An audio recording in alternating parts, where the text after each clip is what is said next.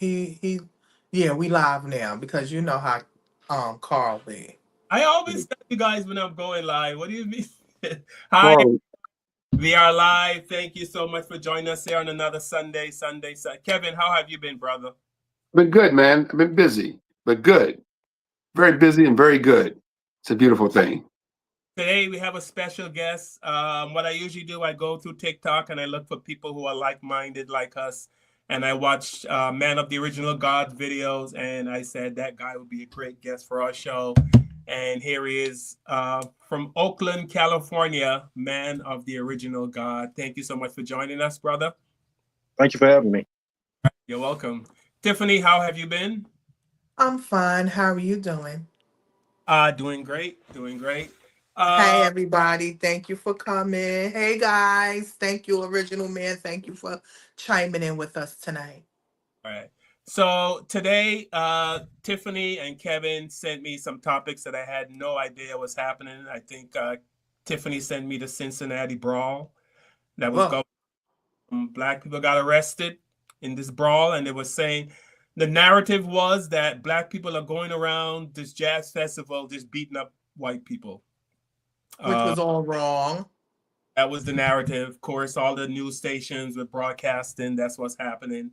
We're also going to talk about this video of a North Carolina truck driver who took some stuff to a dump site, and some white men, well, they verbally attacked him, not physically.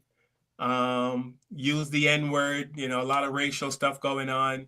And they used the bulldozer to tip his truck over. Yeah, Uh, they tipped his truck over and they hurt his dog. The one of the guys closed the door on his dog. yes, and one of the guys slammed the door on his dog.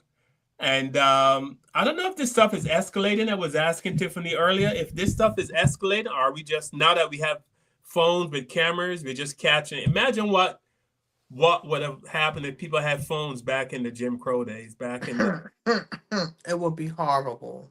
what we would have seen. So we are going to kick it off with the North Carolina. What do you guys want to do with the North Carolina first? Does it matter? Yeah, let's talk about North Carolina, Carl. I'm still here. I'm with you Um, in a second. Okay. yeah, and also we want to express this: we are protected by fair use only, educational purposes only, entertainment purposes only. Everything is alleged. It's our opinions and no one else's. Please make sure you like and subscribe and share and leave a comment. Let us know what you think. All right. With that being said, we're gonna start with this North Carolina. I guess I can't even call it a fiasco. It's just crazy. So this brother goes to North Carolina. He's a truck driver, and this is what happened. Leave me alone. Let's goddamn go. Leave me alone. Get in your fucking Leave truck. me alone. Leave me Get in alone. your fucking truck. Tell the cops. to I'm get leaving. in. Now. Give me your fucking phone. Let's go, bitch.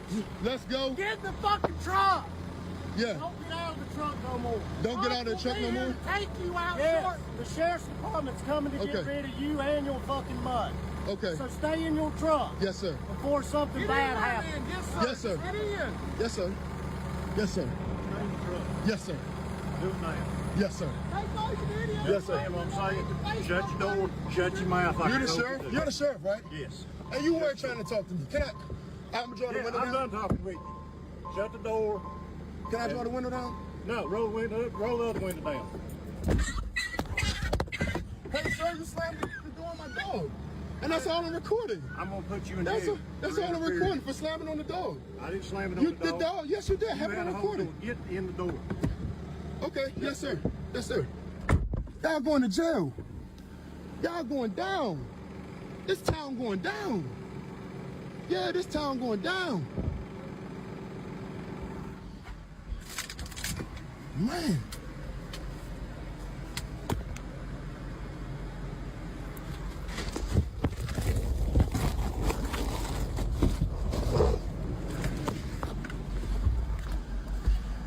Hello? Hello? Hello?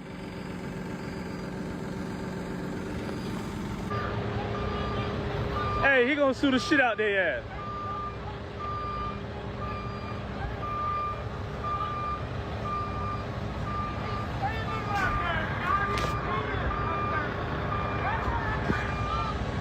Hey, what's going on?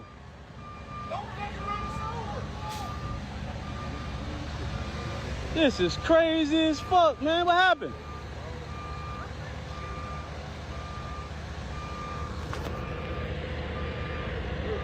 I'm done. Close the fucking door. I'm done. He's driving right over. You ain't over there. What's going on? What's going on? What's happening? Put your phone You driving that truck? Huh? Go get in your truck and be a good No, witness. I ain't driving that truck. I ain't driving that truck. phones up and get in your vehicle. Now. You're leaving. You're gone. What happened? You're gone. Going where? You're going out. Who? You. For what? For videoing. For video when I'm going out? What is you talking about? I'm closing. I'm done. Yeah. No, I'm done with this shit. Listen, cut your phone right and get it. Hit the right button.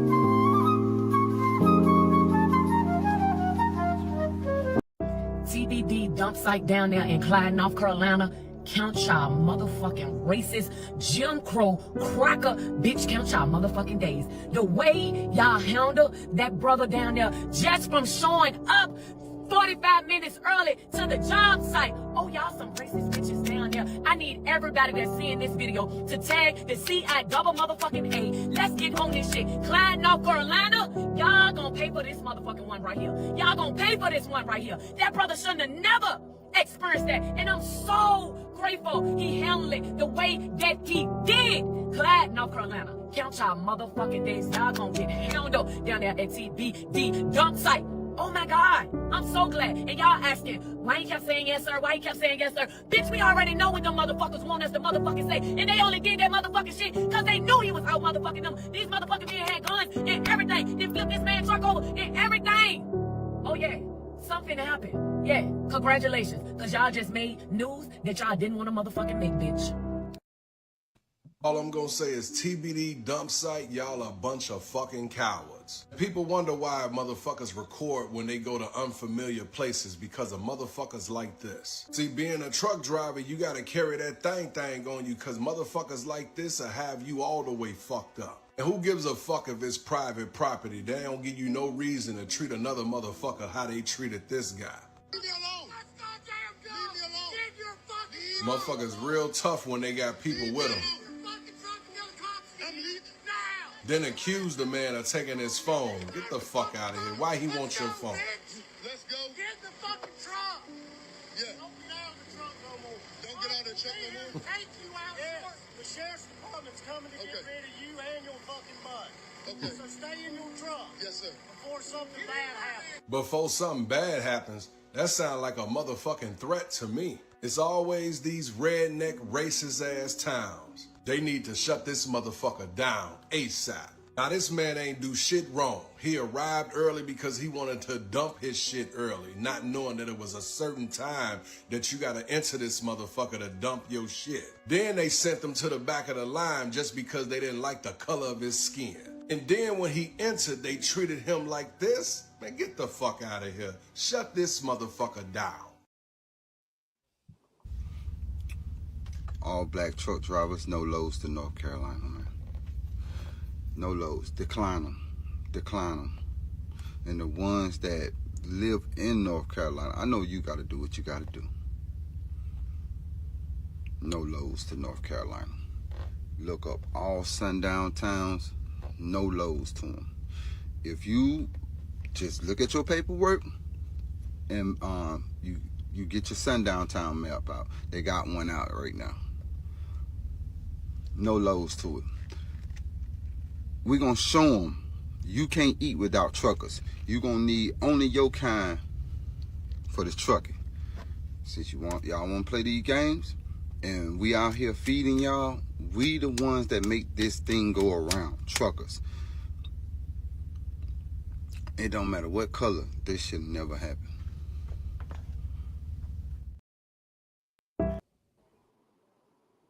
You racist, selfish, sad case of a company. Y'all know exactly who I'm talking about. We not going for it. Y'all keep thinking y'all gonna be racist, ain't gonna be no accountability. Y'all better be damn sure I'm gonna talk about this. TBD dump site in Clyde, North Carolina. You think we gonna let this go unaccounted for?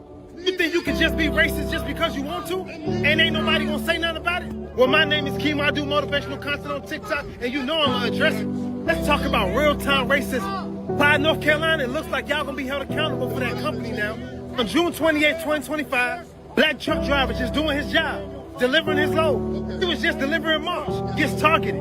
I mean, as soon as he arrived, he was targeted, intimidated, and attacked by TBD dump site, owned by two base developers. And the man in the center of this, a racist. They say his name is Andrew Ferguson. Caught on video, caught in the act, and it's just about time that the world sees him. This driver shows up early to do his job. One of the employees said, no problem, we'll open soon at 6:30. Driver's just doing his job, he waits. Just 15 minutes before the gate open, immediately the owner shows up, the owner's son. The owner's son pulls up and tells the driver, because you was the first in line, you gotta go all the way around and get to the back of the line. Basically, everybody goes in front of you because you're black. Just because they got the power to do it. Because the hate in their chest. Immediately, the driver felt uncomfortable. But what he did, because he in Clyde, North Carolina, he just did what they said. But he already knew it was some bullshit. From what he's saying, they had a back and forth, and I'm assuming they had to. Because ain't no damn way I came in early and I gotta go all the way back around. But you know what? Eventually he did it. Went around in just 20 minutes of waiting. Never was said, the son decides to leave, come back with 5 dudes with pistols hanging out the window, and walks up to the truck and says, where's my phone? What? Now they trying to come up with some type of accusations against him about stealing the phone. This man is delivering mulch. They go back and forth for about 30, 40 minutes. Till this black driver realizes he's just not safe, and he ain't gonna be able to get out there, so he lets them search his truck. They run cameras back, they search the truck, they find nothing. Then all of a sudden they found their phone on the floor. Yeah, right. I ain't tell you, he went to go get his daddy. Pulls up, check everything. He's clear. He goes to go do his job. Of course you know he has to get out the truck, right? It seems like that was all they was waiting for. So in this video, you can hear in his voice, he was scared. Running back to his truck with his little dog in his hand. Puts the truck in drive and tries to leave. They take 2 bulldozers and block him in. Now he got nowhere to go. Craziest part about this situation, they flipped his trailer. I can only imagine how terrified he is. Telling him to get in his truck before something happens to him. And look, if y'all watch this video, y'all gonna see how terrified this man was. It don't matter how tough you is, sometimes you just gotta do what you gotta do. He's repeatedly saying, yes sir, yes sir, yes sir. Because you know that's all they wanna hear. They tipped this man's truck over. Craziest part about this situation, the sheriff pulled up. He doesn't even want to hear anything this man has to say. It's all on video, you can see it. This driver was scared to move. They said that something's gonna happen to him. In the video, the sheriff even assaulted his dog.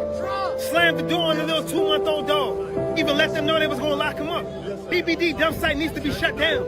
TBD dump site needs to be held accountable. That sheriff needs to be fired. You don't get to flip trucks and pull pistols and think nothing's gonna happen. Y'all thought just because he was alone? Well, he's not no more. All this over your skin color. All this because of his skin color? I tried to scare him and break him, and it didn't work. And now you're gonna be held accountable. And if nobody told you, remember Chemo told you, stay motivated? Tag TBD dump so we can get them canceled. So we can get them shut down. So somebody can be held accountable. And also tag the NAACP. Because something about to happen. We ain't letting this go.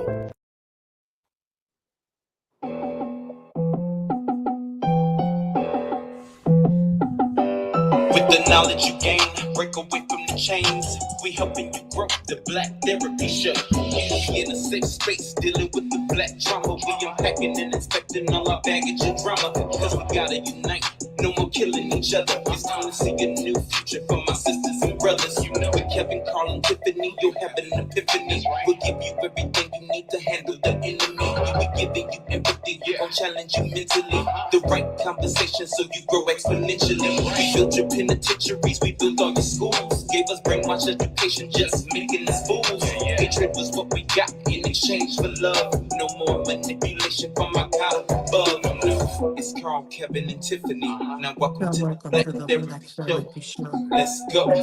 Yeah, what's up, everybody? Welcome to another episode of the Black Therapy Show. We're here every Sunday, 7 p.m. Today we have a very, very special guest.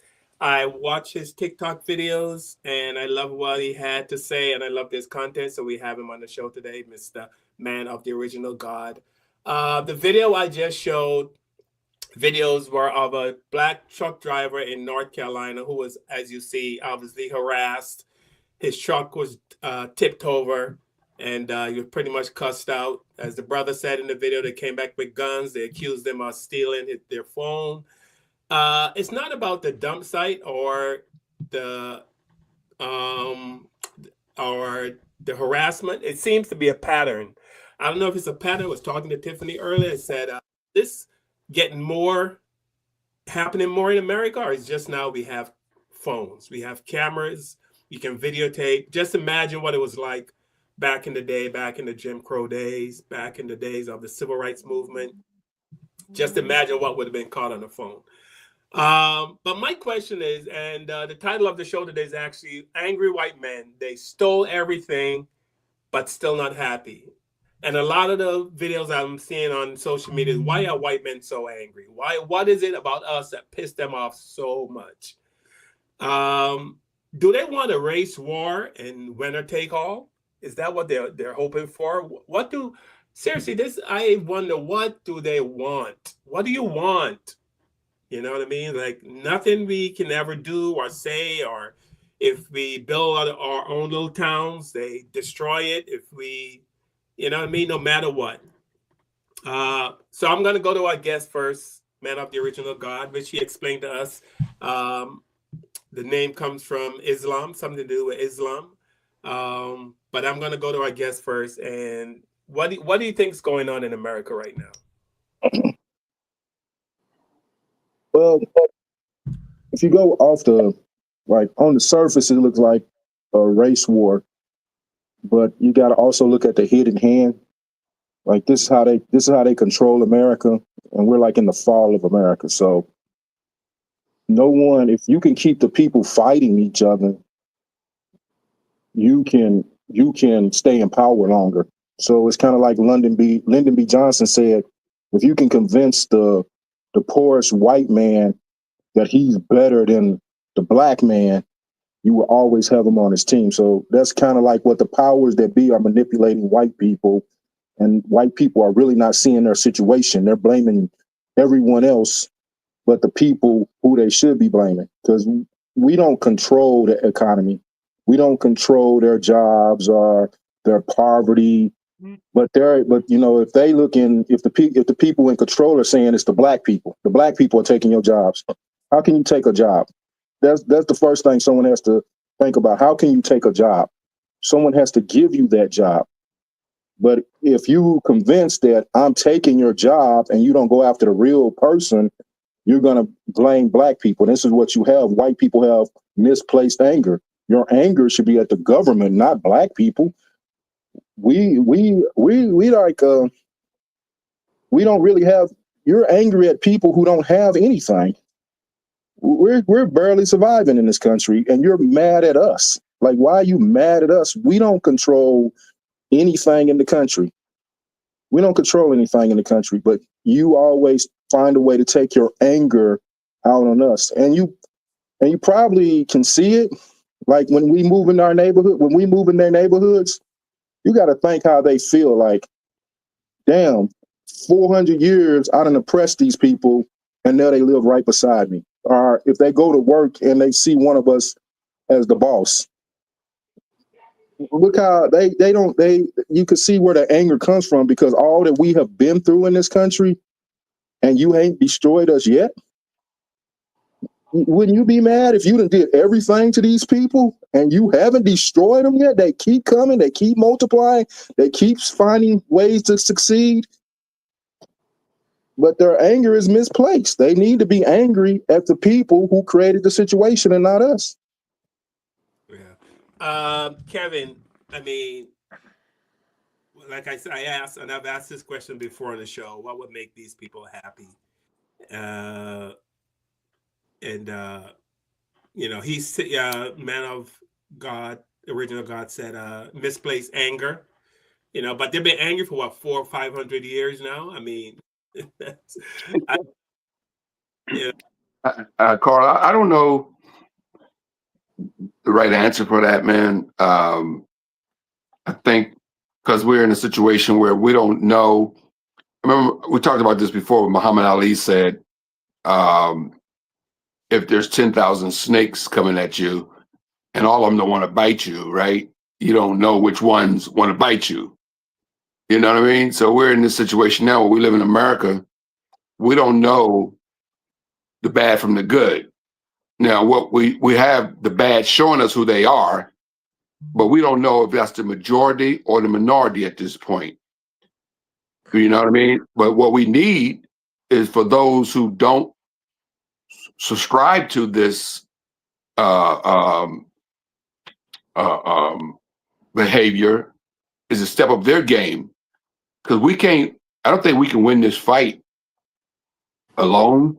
That's just my opinion. I think, I think if there are 50 million or 30 million white folks who aren't racist, who say, "Hey, man, enough of this bullshit. We want to live together in this country, as together." If they step up their game, then this probably can end. That's if it's that many. I don't know if it's that many. I'm just I was about to throwing. say you're doing too much. I throw a number out there, right? So I don't know what the number is. What I do know is that if we just keep thinking that, it's hard to say, man. I don't know, Carl. You know what I'm saying, though. I'm just saying, I don't know. I think it got to be everybody just coming together saying we don't want this type of America, and not just us, because we've been saying this for 400 years. Since we've been saying this for 200 years, since Jim Crow. We never So we don't asked want for this it. type of America, right? So Yeah, we we don't want never this type of asked America. for it. Yeah, We never asked for it or initiated it. They started a exactly. lot of this. It's very sad that what that young man, and he's not the only one. And it hurts me because I'm a black woman to see our black men have to go through that. I got afraid for him. I have nephews. You understand, I have y'all that I worry about when y'all travel and y'all go to these places where your spirit is not evil. Half these people that you're going to, these sections and these areas, they are not nice. And he was just coming there to do his job and leave. And you see right in there. So now we have to be, how can you say, they have to really have a green book for our black drivers, for our black truckers, because there's also another trucker that came up missing, that they're looking for also, where they know these certain towns I'm not going into. I'm sorry, I'm not going into. As soon as he came up there and felt the energy was off, I'm gonna be honest with you. I would have called whoever's in charge. Listen, the energy is off up here. I feel uncomfortable. I feel safe. I feel unsafe. And also, what was wrong with him coming a little early? Only thing they had to tell him, well, you have to wait on the side until it opened, and that is it. How y'all make him go all the way in the back of the bus? Okay? He didn't do anything wrong, Tiffany. He didn't do anything wrong. No, he followed every procedure he's supposed to do, and he was still respectful. Yes, sir. Yes, sir. No, sir. After all of them is screaming at him, hollering at him, I felt like I was in a 1960s white KKK screaming at black people. You So are. I just That's what you but saw. it's just really sad that we have to see that, and really, because that's like trauma to me. I'm gonna be honest, it's like trauma to actually see that this is still going on, and they tipped over his truck. Like, that's very scary. You understand what I'm saying? And then you assaulted the dog. Where's the ASPC? All of the animal rights. I mean, come on, just for going to drop off, a load, and to have to, and then was accused of stealing. Did y'all hear that? Stealing. Y'all always think we stealing? This man came all the way up there with some woodchucks to steal from y'all? Come on, y'all doing too much. So yes, that company, I'm glad that you posted the company with blasting them.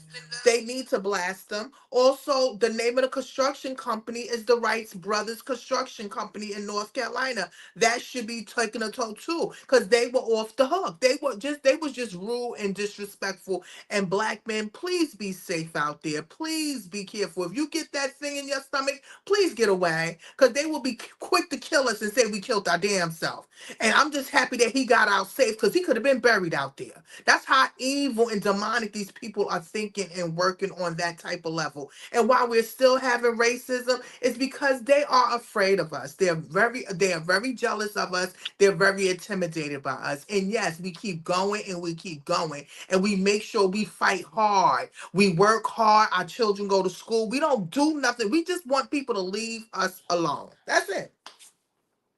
I mean, this we did a show last week where we talked about the whites only town that they're building in Hollywood, Mm-hmm. and I mean that how can we is it possible we can actually separate the people who want to be separated? You know what I mean? Like if they want to build their own town and they want to live a separated life, I think that's the way to go. Listen, Because they can get ahead. We don't, to be honest with you, it's so bad because they came from a town of 82 to 85% white. Y'all only got 25 black people in your town and you still feel intimidated. So let them go to their, what you gonna, so I want them to be the blueprint. So when we start our black towns, they better not come for us. That's it. now the scary thing about that video is Kevin sent me a video about black, and there I saw videos of black truck drivers coming up missing. Yeah. And can you imagine if there was no cameras around and it was just him and those men? What could have happened to him? Yeah, because it's now being on how can you say it's on a it's giving us a platform. The cameras on our phone. It's just you are able to focus. But think about it. Still, when we have it on the camera, they still say, "Oh, he was wrong.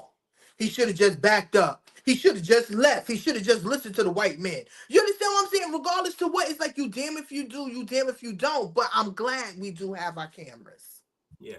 All right. Here's a video of some people talking about the black truck drivers that are coming up missing. Hey, let's talk about these black truckers that are coming up missing and fucking being unalived and being found unalived and shit. I've heard so many people say it, but in all reality, who the fuck else can stop a truck? Think about this shit. A truck is taking anything in its path out, period, point blank. No cars are stopping it, no matter they pull up guns, nothing. A semi is not being taken out by nothing but emergency lights. It's the only fucking reason they're stopping. It's these corrupt ass state troopers on the interstates and on the highways, or these weird ass fucking backwood hick sheriffs that's pulling them the fuck over and doing whatever to them because they're fucking indigenous chosen Americans. Hey man, if you drive an 18-wheeler right now and you one of my black and brown brothers and sisters, one of my indigenous brothers and sisters, one of my chosen brothers and sisters, be motherfucking careful. You better have that motherfucking hey, period. If you don't have that motherfucking on you, get that bitch, period. Or just stop driving altogether. I know you got to make money, but listen, everything's about to change anyway.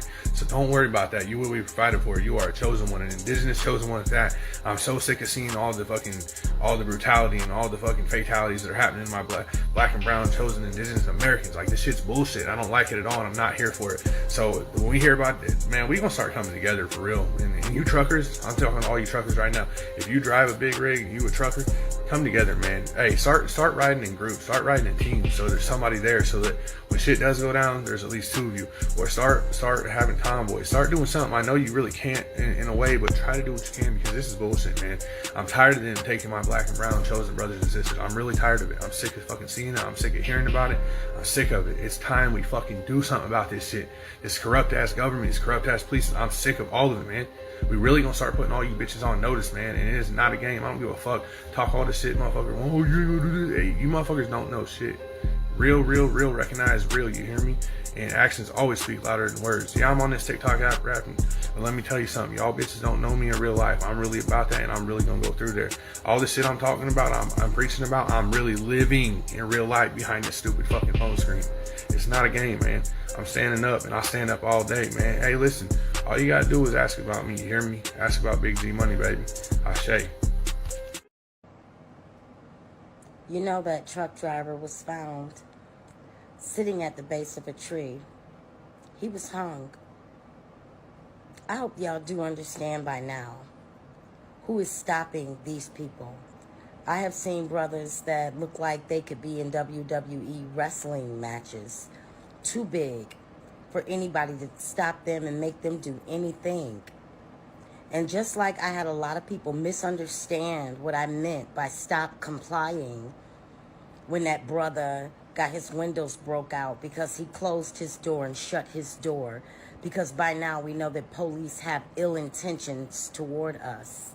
Please wake up, because you know who is stopping these truck drivers?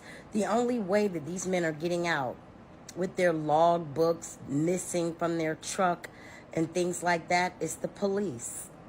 This is the only way that most of these men are being hung because they comply. They comply when they see a police officer. They get out of the car. They get the officer what the officer wants. But the officer's intentions are to take that man's life. This is what I mean when I say stop complying. I was so misunderstood when I said what I said, but I said it for these very reasons. They are the ones involved with making y'all come up missing, strange fruiting y'all from trees. I promise you, just think about it. It's the only logical explanation for why all these black men are suddenly getting caught that's too big to be stopped by anybody. They being ambushed. Once the police stop them, they do what they did to Emmett Till. Because Emmett Till's killers had the police escort. So them Klansmen be right there waiting to take those men and dangle them from trees. Y'all need to hold something against these trucking companies. Make these people in these sundown towns starve. Bring nothing to their Walmart. Bring nothing to their grocery stores. This is how you protest this. So there'll be no need to comply because they should not be brought supplies. I'm telling you how to fight back. So basically, do we need to be on higher alert? I was going to say on high alert, but I think we already on black people are already on high alert. I know Kevin and I talk about all the time when we go shopping how we, my head's on a swivel. I'm always looking, to see some crazy person come and start shooting. But I'm thinking maybe we need to be on higher alert because it seems like there's actually a video of a brother saying that the police, have you never heard about this on the news? He did a video that's 10 minutes long, but I'm just going to show you a few minutes, but a few seconds really. There was a group of white men who were trying to plan. Their plan was to kill 30,000 black people, and they said apes. That happened after the Cincinnati brawl. He wound up getting caught, some white guy, and his name is Hannah or something. He was coming up with something with a militia to kill 30,000 people by today, black people. Yeah. And he put it on the internet. Yeah, and that's what got him, and they locked him up. Yes. That was because a white man has been arrested for saying he want to unalive 30K black folks. 30K black folks. His name is Scott Hanna.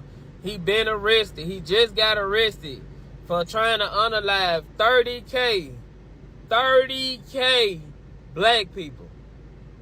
He said the reason he want to do this is because the government won't take out the trash. This is what he said, word from word, verbatim. Yeah. So, man of the original God, do you think we need to be on higher alert? Do we need to be more vigilant? Do black people need to arm themselves? Do we need self-defense classes? Do we need to teach our kids to pay attention? Or you don't think it's that serious? I would say this. This is clearly black people's fault. It's been 400 years. Yeah.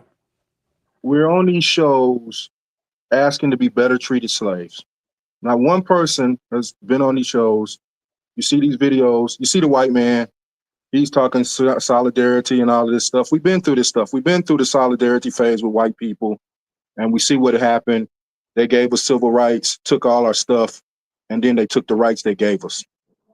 It's time for black people to do something for themselves. Now, what do y'all want to go? If we want to go through this to another 50 years, because what we're doing is we're expecting these people to change. That's what we keep doing. We're expecting these people to change, and they haven't changed. This ain't nothing new. Just because we got cameras and phones, they've been doing this stuff since we have been in their presence. They have been doing this stuff. They have never changed, and we're the foolish ones thinking, oh, they're going to change because they took a knee with some kente cloths in the White House. They came down to Chicago and they came and talked to us. We keep falling for that. And we can do everything. We can be on a heightened level. We can do all of this stuff. But it's never going to end until black people decide we're going to do something for ourselves. we're going to build something for ourselves and we're going to protect it.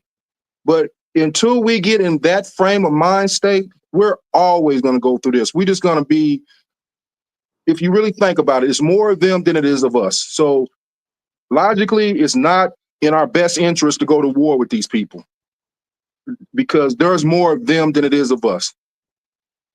We have a $1.3 trillion spending power, and we spend that money foolishly. We're the only people, especially black men, who are asking another man to come build our community. You don't see the Chinese, the Mexicans, anybody else asking the white man to come build schools, build houses, build businesses. While we are. So until we're in a different type of frame of mind to say, look, man, we're tired of this. You're never going to change. We're going to go do for ourselves. We're going to start business for ourselves. We're going to do everything we're going to start doing for ourselves. We should be that white town that they building.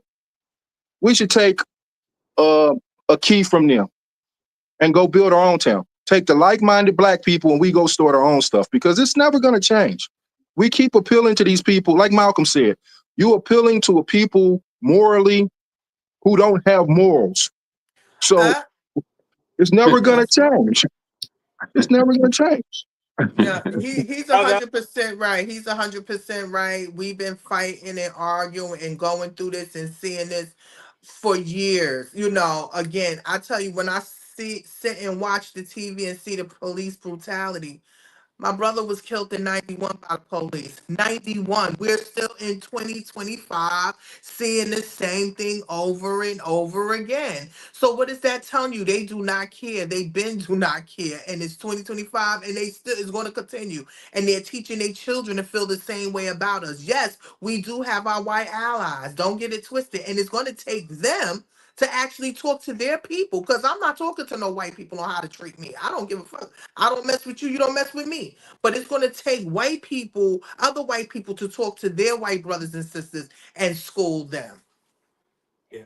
So I'm going to reiterate what Man of the Original God said. You are absolutely 100% correct on that. And I have a saying, I always say, they are who they are. They're never going to change. And we keep waking up day after day, hoping and pleading with them, you know, to like us or to love us or to treat us better. And, you know what I mean? Let's hold hands, sing Kumbaya. Come on. God wants us to love him. You know, all that. People don't have that in them. They don't have that in them. And we keep appealing to them, and they just keep showing us. They've been showing us, and I know I'm repeating what you said, brother.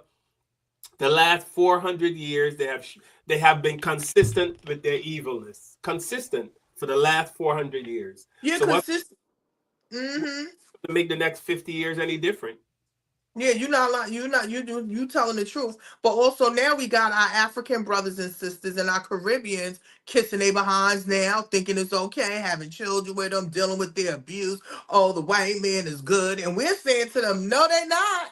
You better watch them. Some are good, some is not, you know? So it's like we have to stick together. We need to, like you said, build our own. And if they can go over there and build their own white towns and do what they do, which they already had their own white towns. I don't know what they're doing. But when we start creating our own and stop making it a world platform, do it on ourselves. You think the Asians and all of them is going out there, oh, I'm going to build this, or I'm going to buy this next property, I'm going to do this. They're not doing that. We're the only one. We need to redirect ourselves and, like you said, start building on our own. Yeah. I mean, we are the answer to all the problems. We are the answer.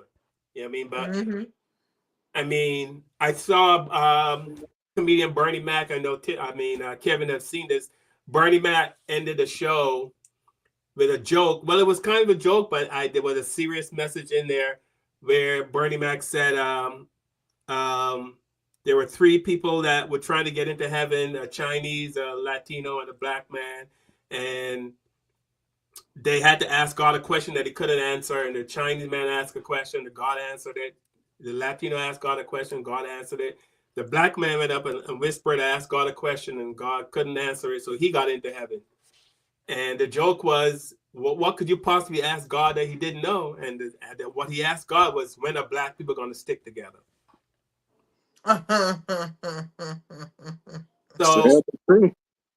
So yeah, we talk about unity. You know what I mean? There's lots of us that preach unity, but do we see unity? You know, I'm a big believer, and if you're black and you make some money, you need to help other black people. I'm a huge believer in that. I do what I can on a smaller scale, but obviously the black people with the millions and the billions of dollars, they don't feel the same. You know, we talked about it on the show before, where Jewish people help each other, Chinese people help each other. You know what I mean? The Indian people help each other. We all know how did all these Indians accumulate all these gas stations? No matter where you go in America, you walk into a gas station, there's an Indian person behind the counter. Can we be mad at them? How does it happen? They all get together, they buy one gas station, right? 10 of them, maybe, I don't know, 20, whatever. Then once that gas station starts to make money, they take the money from that gas station, open another one, give it to one of the 20. And they do that and they keep doing that when that one makes money. And they get loans too. They get loans. They get loans that we don't get. And you know why they get loans? Because if they mess up or get caught out there and do something, they can be shipped right back to their country. They can't do that to us. Fine. You can say, yeah, they get loans, but that's not the huge part of it. The part of it you have to pay attention to is that 20 people came together and decided to work on something. You can't get 20 black people to come together and you know what I mean? That's what the brother was saying. Like, until we can come together as one and do stuff, that's our own downfall. You know, we can talk. I think that we're just brainwashed, that we need to be deprogrammed, you know, because we so much against each other when we really need to be for each other. Yeah. Okay. I mean, I get the brainwash thing in the beginning, but in 2025, I don't think we can be talking brainwash, can we? In 2025? No, you have a lot of people that they're comfortable in their dysfunction. They okay with it. You understand what I'm saying? So they would be the ones, the housings that would turn on the field ones. So no, I mean, come on, you have a lot of people that's closed-minded. Come on, you're finding out now on the internet that white people and other people of other cultures is starting to learn about Black history or what was really going on, because they wasn't taught that. They wasn't taught to even care about us or know what was going on or what was our walks of life. You even said it. You didn't know a lot of this stuff was going on until you got here. So no, it's a lot of people that are very ignorant to a lot of things, and they're not finding out until now. That's why they said the wise don't know nothing. You learn now. There's a video trending on social media right now with Tom Hanks. It's actor Tom Hanks. Yeah, he's talking about Tulsa, Oklahoma. And he's like, he's been taking history class all through school, through elementary school, junior high school, high school, college. And he was never taught about Tulsa, Oklahoma. And he's upset about it. He's like, how the F we don't know about this? You know, like, this is not taught in the schools. Like, we're taught about all this stuff, but nobody knows about Tulsa, Oklahoma. Like, so, you know, so he was like, he called it BS, you know, like, how come we're not being taught about this race massacre that happened in Tulsa? You know, you already know, because they don't want to make. I'm in my 60s and I'm just finding this out. That's, you know, that's basically what he's saying. I'm in my 60s and I'm just hearing about this, you know, and that's also a lot of Black people didn't know about Tulsa, Oklahoma, right? Until a few years ago.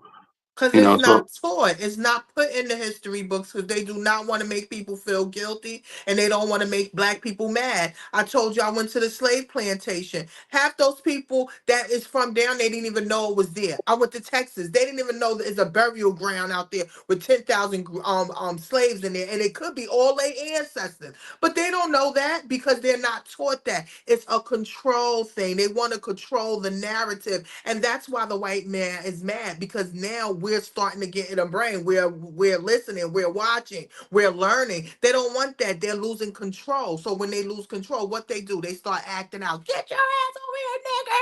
I hate you. Step out that goddamn car. Like, talk to you any kind of damn way. Can I say something about Tulsa, Oklahoma? The thing about Tulsa, Oklahoma is, and most of our history paints us as victims.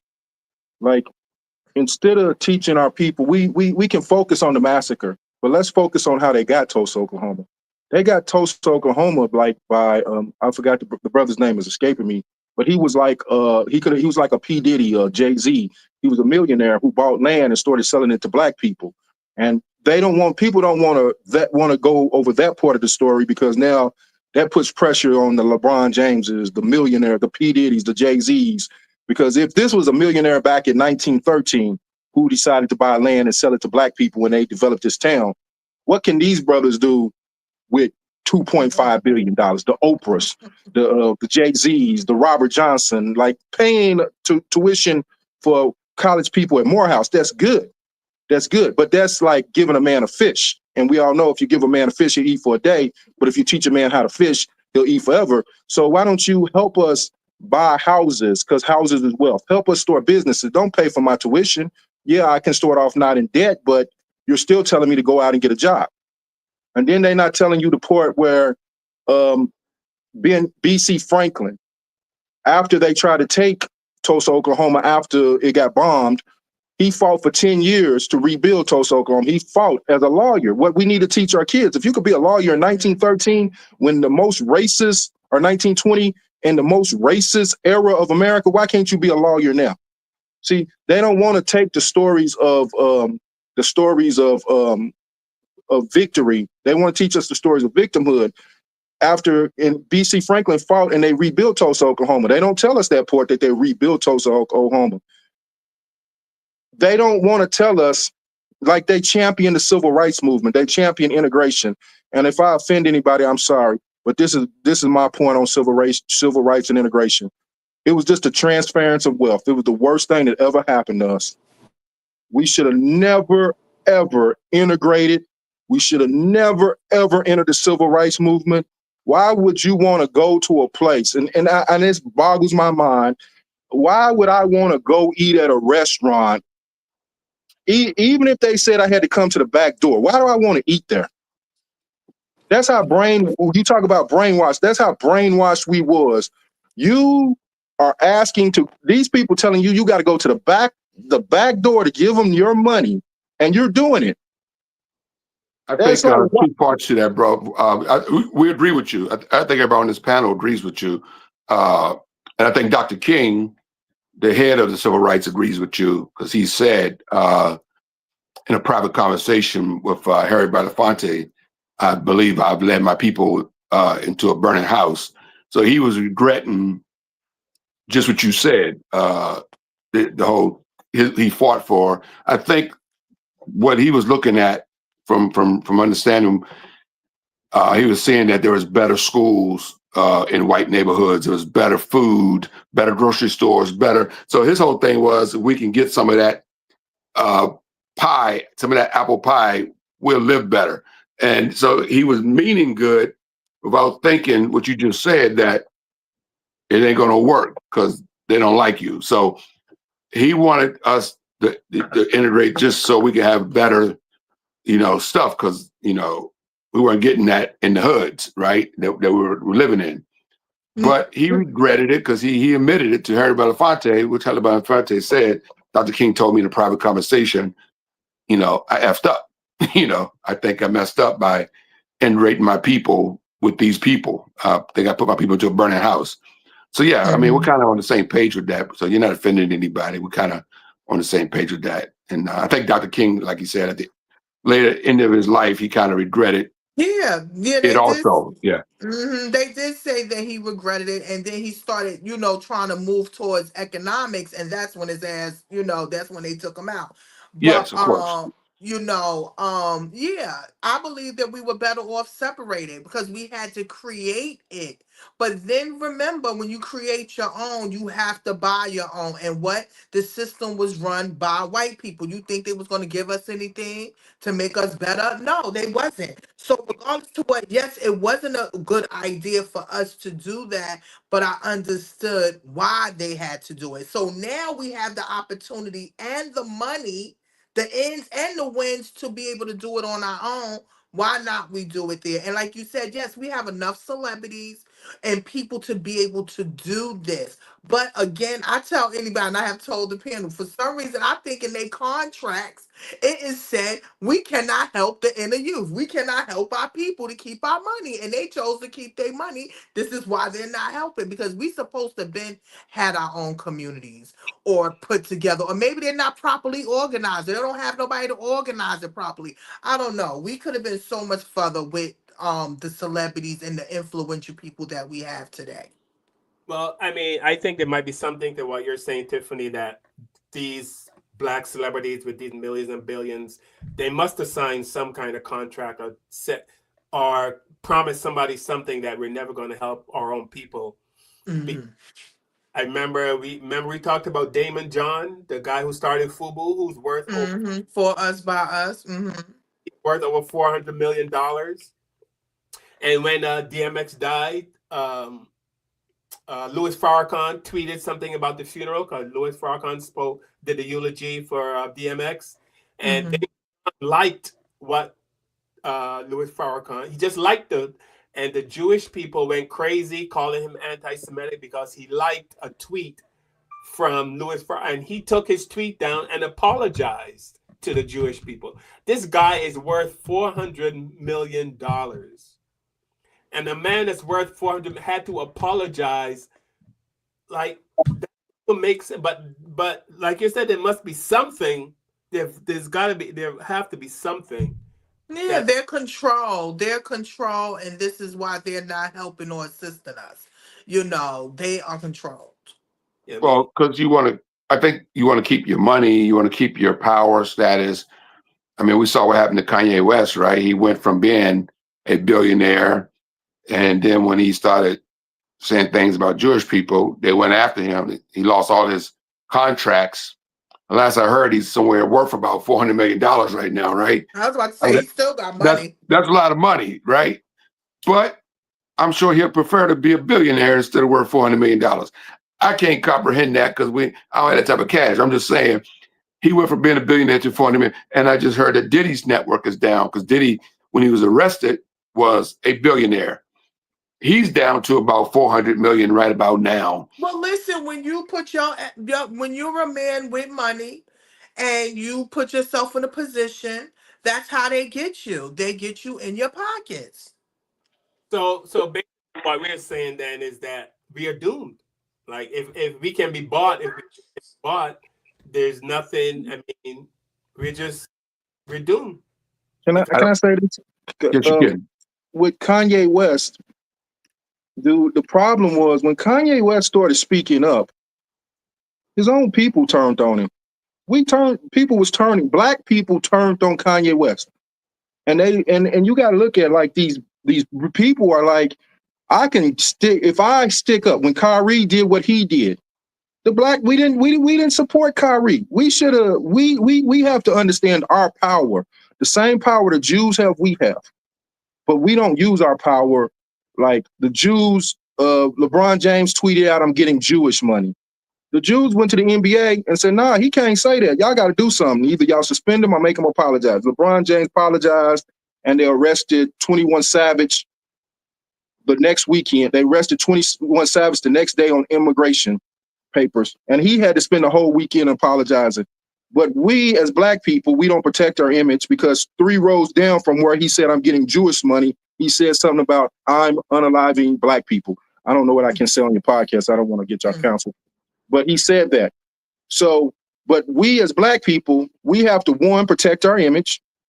If we can shut BET down today, if BET wants to, okay, you want to show all of this, you want to show us fighting all this, we'll shut you down. 2, we have to, when these people stick up, we have to be right there to have their back. When Louis Farrakhan stuck up for Jesse Jackson, if it wasn't for the Nation of Islam, no black person had his back. All the black people was like, "Oh yeah, they was wrong for saying that. They shouldn't have said that." But we as black people, we have to stand up when people stand up for us. Our people are not going to stand up. No one wants to be crucified by themselves. So Kanye West, yeah, some of that stuff might have sounded crazy, but he was telling the truth. Everything Kanye West was saying was the truth. Yeah. And Kyrie Irving, we all stood by him on this channel because you shouldn't have an issue. Nobody should have an issue with him tweeting something that he watched or he liked. That's his personal thing. But when you are signed to the man and you have contracts, it's certain things that you cannot say. You cannot do. The same thing with what's his name? Nick Cannon when he bought Professor Griff up there. He was the one doing all the talking. Okay, Professor Griffin just sat there and just listened to him, but they wound up canceling him and he had to go on an apology tour. They felt like, how you gonna go on a platform that we own and tell us what we did to you and we giving you money? That's your reparations, okay? And what he had to do, he had to go on an apology tour. So my thing is, us people, listen, leave them alone and start worrying about us. We need to start worrying more about self-love in us. We over here online fighting against our African brothers and sisters and Western brothers and sisters. When to be honest with you, we got the same enemy, and that's white supremacy. And we need to start building ourselves and stop fighting against each other. Yeah. Black Magic on YouTube said something interesting. It said, we as a community focus way too much on celebrity. There are Black people right now who are not celebrity doing things. That is true, but celebrities have the cash that can do a lot more, and but of course they don't have the same mindset as regular people. But it definitely would help, and I'll bring up Dr. Umar. He's talking about his school and people are making fun of him, and because he's been building this school for, I don't know, last decade or more, and I always say, why don't we help him? Ask him, do you need pens? Do you need books? Do you need computers? You need laptops? What do you need? And you don't have to give him money, but we don't do that. We just talk about him and laugh at him and make fun of him, and I don't agree with It that. is sad, Carl, because if you see what's going on now on the internet about Umar, he done lost I think his accounts got somebody stole money from him. He's going in on a girl. Like, they really going in on him. And you know how much these content creators is making money off of going in on him when we have other pressing issues that we need to be dealing with. I mean, my God, they would say your own people would tear you down before anybody else would tear you down. It's just real sad. God bless him and everybody else. Okay, so what's up, Pam? Pamela Jones said, and when community organizations don't have private money as a majority of their revenue and rely heavily on government money, we lose self-determination. They operate at the whim of the government. Yeah, when we don't have our own money, government, you know what I mean? You ask the government, they ask you have restrictions on the money they give you. You can't do this, you can't do that, or you can't do that. You understand what I'm saying? So it's like, yeah, but the $1 million question is, why can't a group of Black people come together? What is it that stops us from coming together and doing stuff? I mean, maybe we need to start something. We need to find some land, since you talk a lot about this. We need to find some land and start something. Help us. And start saving up money and buy some land and start selling it off to Black people. Since if you want to make a difference, everybody out here raising money, everybody doing all that. Why we can't do it then? yeah, I mean, what's the saying? Oh, don't talk about it, be about it. Yeah. So if we're gonna do that, because you always talking about a big building, you would love to have a big building with nothing but Black businesses in it. So if that's the case, you got this platform, you're the owner of this platform, we need to start something. Go help our ass, okay? And put together some money and find some 10 to 15, maybe 50 acres to be able to put some Black families on. Listen, you know.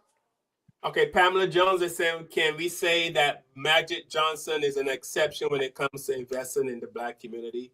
All I've ever heard about, I'm not saying all I've ever heard is about Magic Johnson's theaters. Yeah. I don't know what else.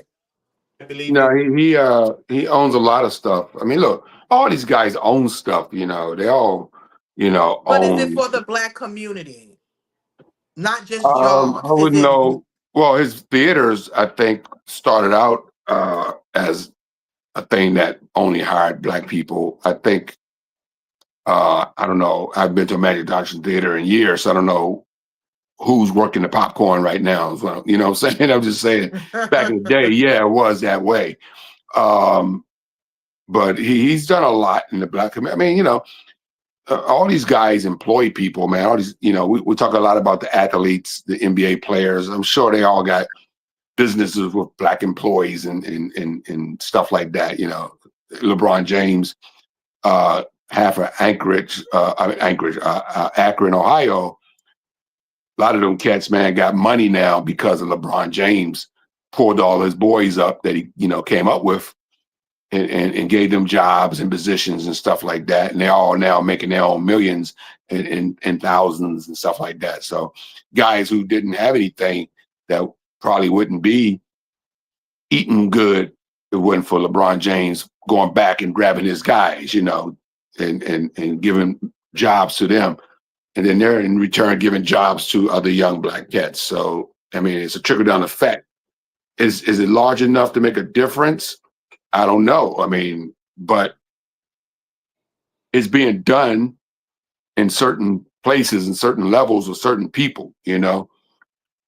I mean, I don't think it can be done. I mean, look, LeBron James is rich, but he ain't that damn rich. You know what I'm saying? Like he don't have, somebody signs his checks.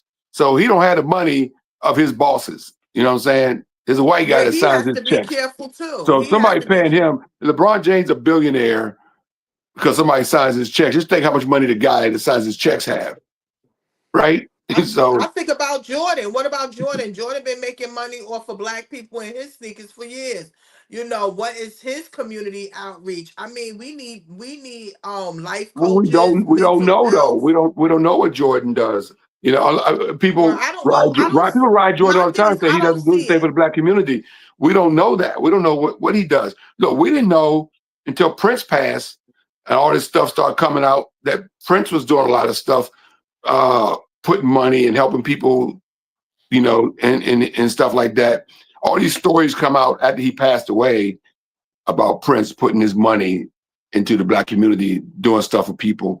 And we didn't know that while he was alive because he never bragged about it or talked about it. He's that type of dude, right? So we don't know what some of these people are doing behind closed doors. And I, Like I said, is it ever going to be enough? I don't think it's ever going to be enough because we, you know, we need more. So yeah, Shaquille O'Neal or Jordan or Steph Curry, we don't know what these guys do with their money to help. Maybe they ain't doing shit. They might not be doing nothing. We don't know. But I don't believe that. I think some of them are contributing their money in two positive ways for us. But you know, it's not going to change everybody's lives. You know, people got to go out and get their own grind on and change their own damn life. And you know, That's work what I was hard. going to say. If we look at the white town that they're trying to build, which celebrities are helping them? you So said you which got what? to, Well, yeah, they which have. I celebrity? think nobody, but we don't know. But Exactly. I think it's they have generational wealth. First of all, I don't buy into the white town thing. Let me make that clear. I think it's a publicity stunt. I think it's another attempt to make us angry. You know, ever since January 20th, this administration has been doing everything in their power to get us into these streets so they can put this martial law on us. And we haven't fell for any of it. You know, none of it. The attack on the Black Museum in D.C., the attack on this, attack on that. We've been getting attacked nonstop since January 20th, the Black community, by this administration. And all of us was to see if we can go out in these streets and redo summer of 2020.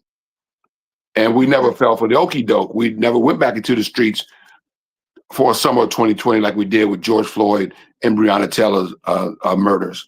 So I think Stephen Miller and Steve Bannon and all these fools and Trump and all these, I think all of them are frustrated because they go, what we got to do to get these guys out in these streets? Because at the bottom line, they wanted to put martial You law on really us. thought that they thought that we was gonna get out in the streets because they started a white town? We don't care about that shit. I my, don't my, care about no my, white town. What I care about is that white man slapping that black guy, and they feel like we don't supposed to did anything. You understand, Carl? You need to get on that next shot, that next what's called, because that well, Cincinnati thing was ridiculous. let me say this about the white town. My point wasn't about the white town. My point is we as black people, us the black people, we have to start something. Then people will come help you because right now, if you don't, what do they have to pour their money into? If we start something and we're successful, people will help us. But if we don't start nothing, we can't keep begging people to, hey, come help us. What benefits do these people get out of it? There's no benefit in it for them. So if we wanted to start a town, like say if we started buying houses in Ohio, because houses are cheap in Ohio, our houses are cheap in Detroit. We start actually buying houses and we start fixing them up. Because you have to also understand, this is the other problem with black people. We don't have trust because all that has become before us has been thieves and robbers. So when we're going to do this, they steal the money or they get in trouble or they get killed and the whole organization dies. So we have to start something and get something rolling, and then we can start asking people to help us. People are Then we can start coming. calling people out. But until we start something, we're asking these people to risk their lives for us. Really, you have to think about it. What purpose would LeBron James have or P. Diddy have to risk their lives for us? We have to risk our own, be willing to risk our own lives first. Then people will help you. Then people will come help us. We got to do something. We got to clean up our own streets. We got to go march in Chicago and LA, not march, but clean the streets up, get the brothers off the street, I was start about to say, supporting yeah, you're something. right. Because I'm So not that's the marching difference, for though. Back in with towns like Rosewood and Tulsa. And I'm just saying those ones because those are the popular ones.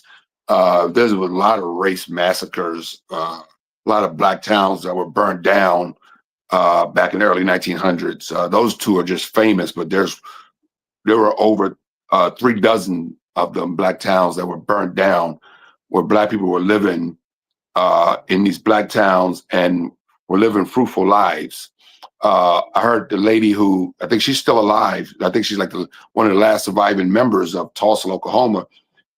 And she talked about the town had everything: theaters, bowling alleys, restaurants, banks. It had everything.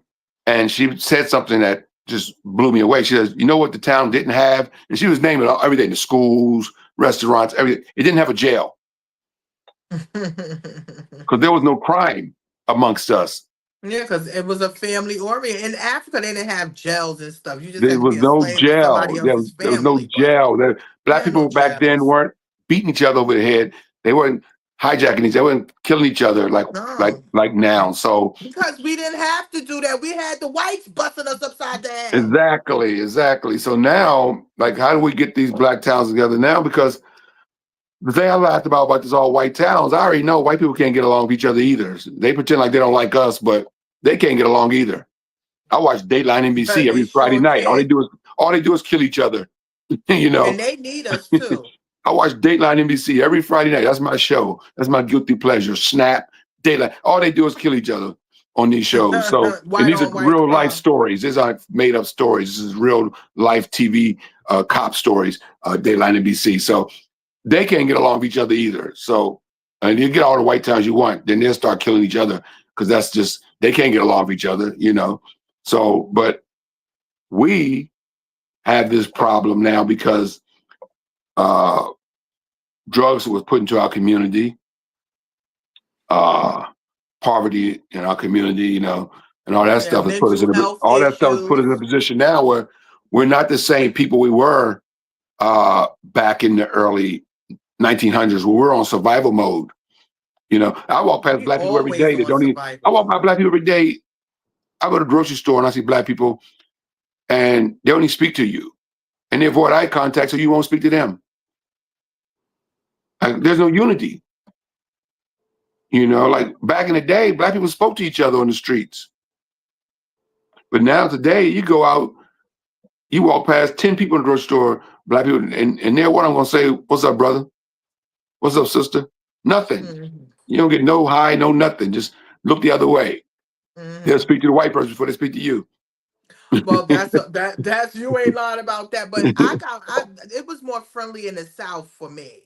In the South, growing up in the South, everybody was, hey, hey, how you doing? How your mama doing? How your family doing? Here in New York, they don't do so much of the greeting. You will have people that would say hello to you or whatever. But yeah, you're right. We don't have enough loving and unity. But again, look what we have been through over the years. We so hard to trust people, or try to make that next step. Everybody's being conniving. And that's something that we need to work on is self. Once we work on self and self-love, we'll be nice to others. And people, if you see people that's not being nice to others, don't be friends with their ass. Because I'm not being a friend of you if you're not nice to others, okay? That means you're gonna be not nice to me. But yeah, Carl. But Carl, we gotta talk about the Cincinnati. All right, man of God. I mean, we're gonna move on to another topic. I know, brother, you want to stick around, or if you gotta go. I have to go, but I would say I want to just say this the last thing. I think what Sister said is true. Community and self improvement is community improvement. You got to improve yourself before you talk about improving the community. Like I think that's the biggest thing that hurts Black people because we could build a nice Black town, but if we're going to act like we're acting now toward each other, it's just going to get toward them. So we should start focusing on each other. But I would say like that thing with Cincinnati, and this should be the part Black people should focus on. Like if we didn't believe this administration was against us, that Cincinnati should have proved it because there was a Black man beat in Indiana by six white bikers. Yeah. JD Vance didn't come out and say nothing. Yeah. But they all came out. Even the Black. Can you use the word coon? That's the only word I can subscribe to. Even the Black coons on YouTube. The Officer Tatum, the Hedgehog twins, all these people made videos condemning those brothers, and they didn't make a retraction video to say this is what actually happened. JD Vance ain't came out and said, "Oh, we're sorry." That Indian senator.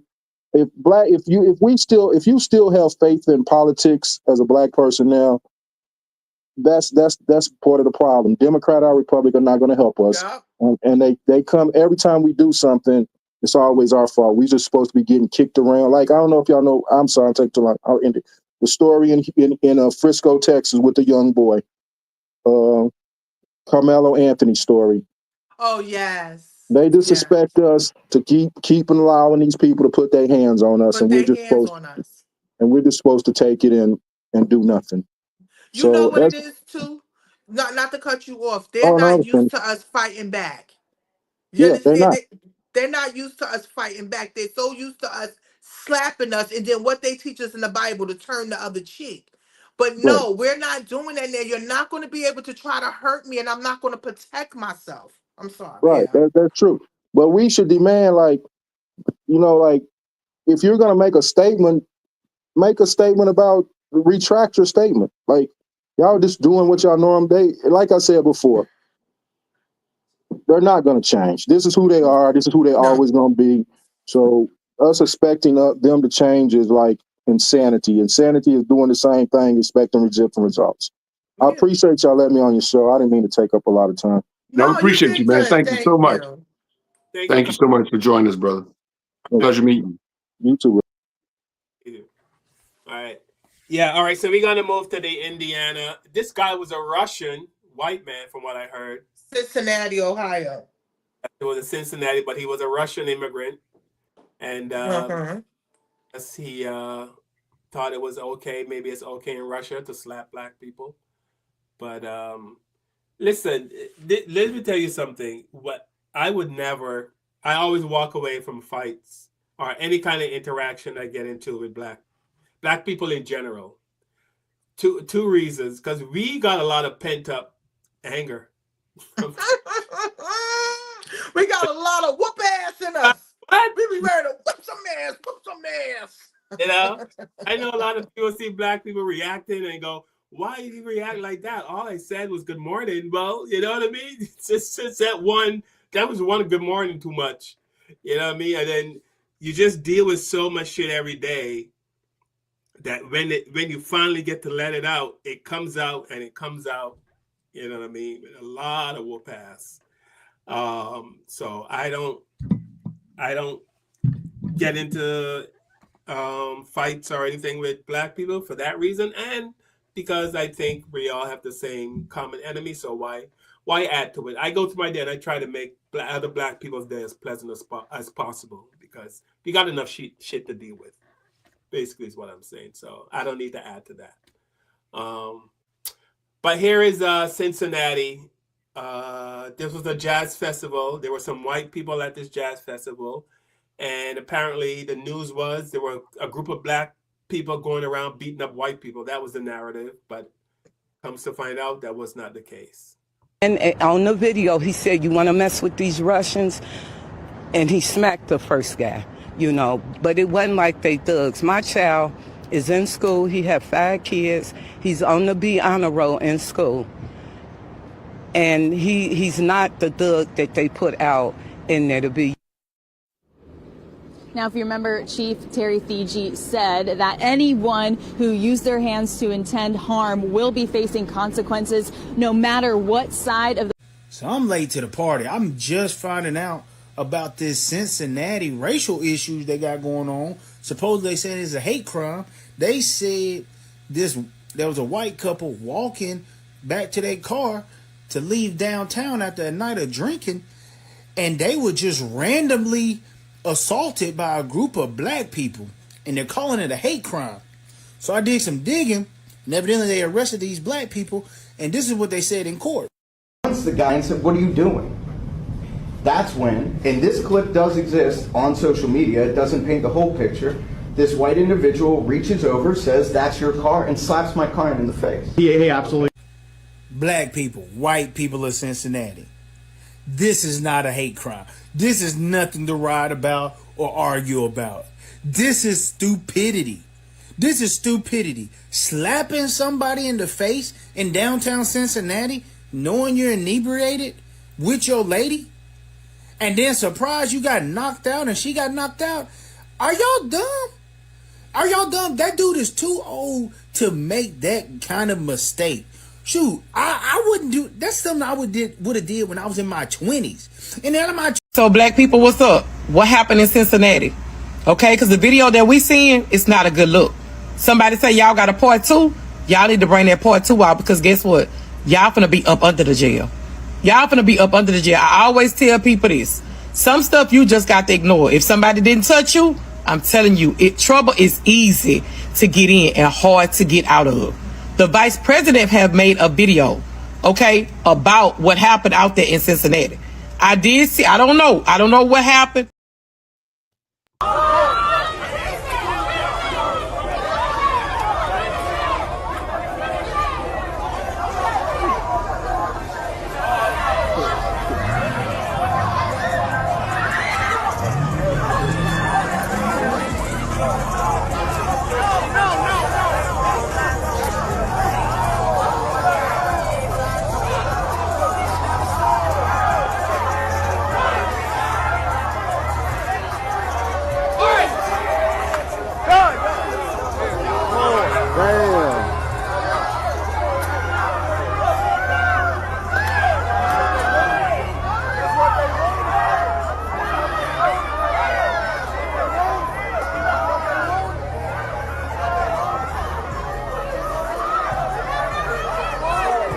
Goony, no, Goony, don't do that.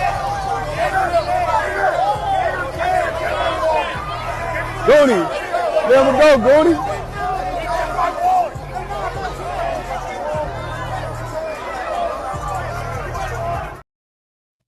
We're not some third world country. We're the country that people around the world look up to because we're a culture based on law and order. And at the end of the day, Will, this is common sense stuff. This shouldn't be Democrat versus Republican nonsense.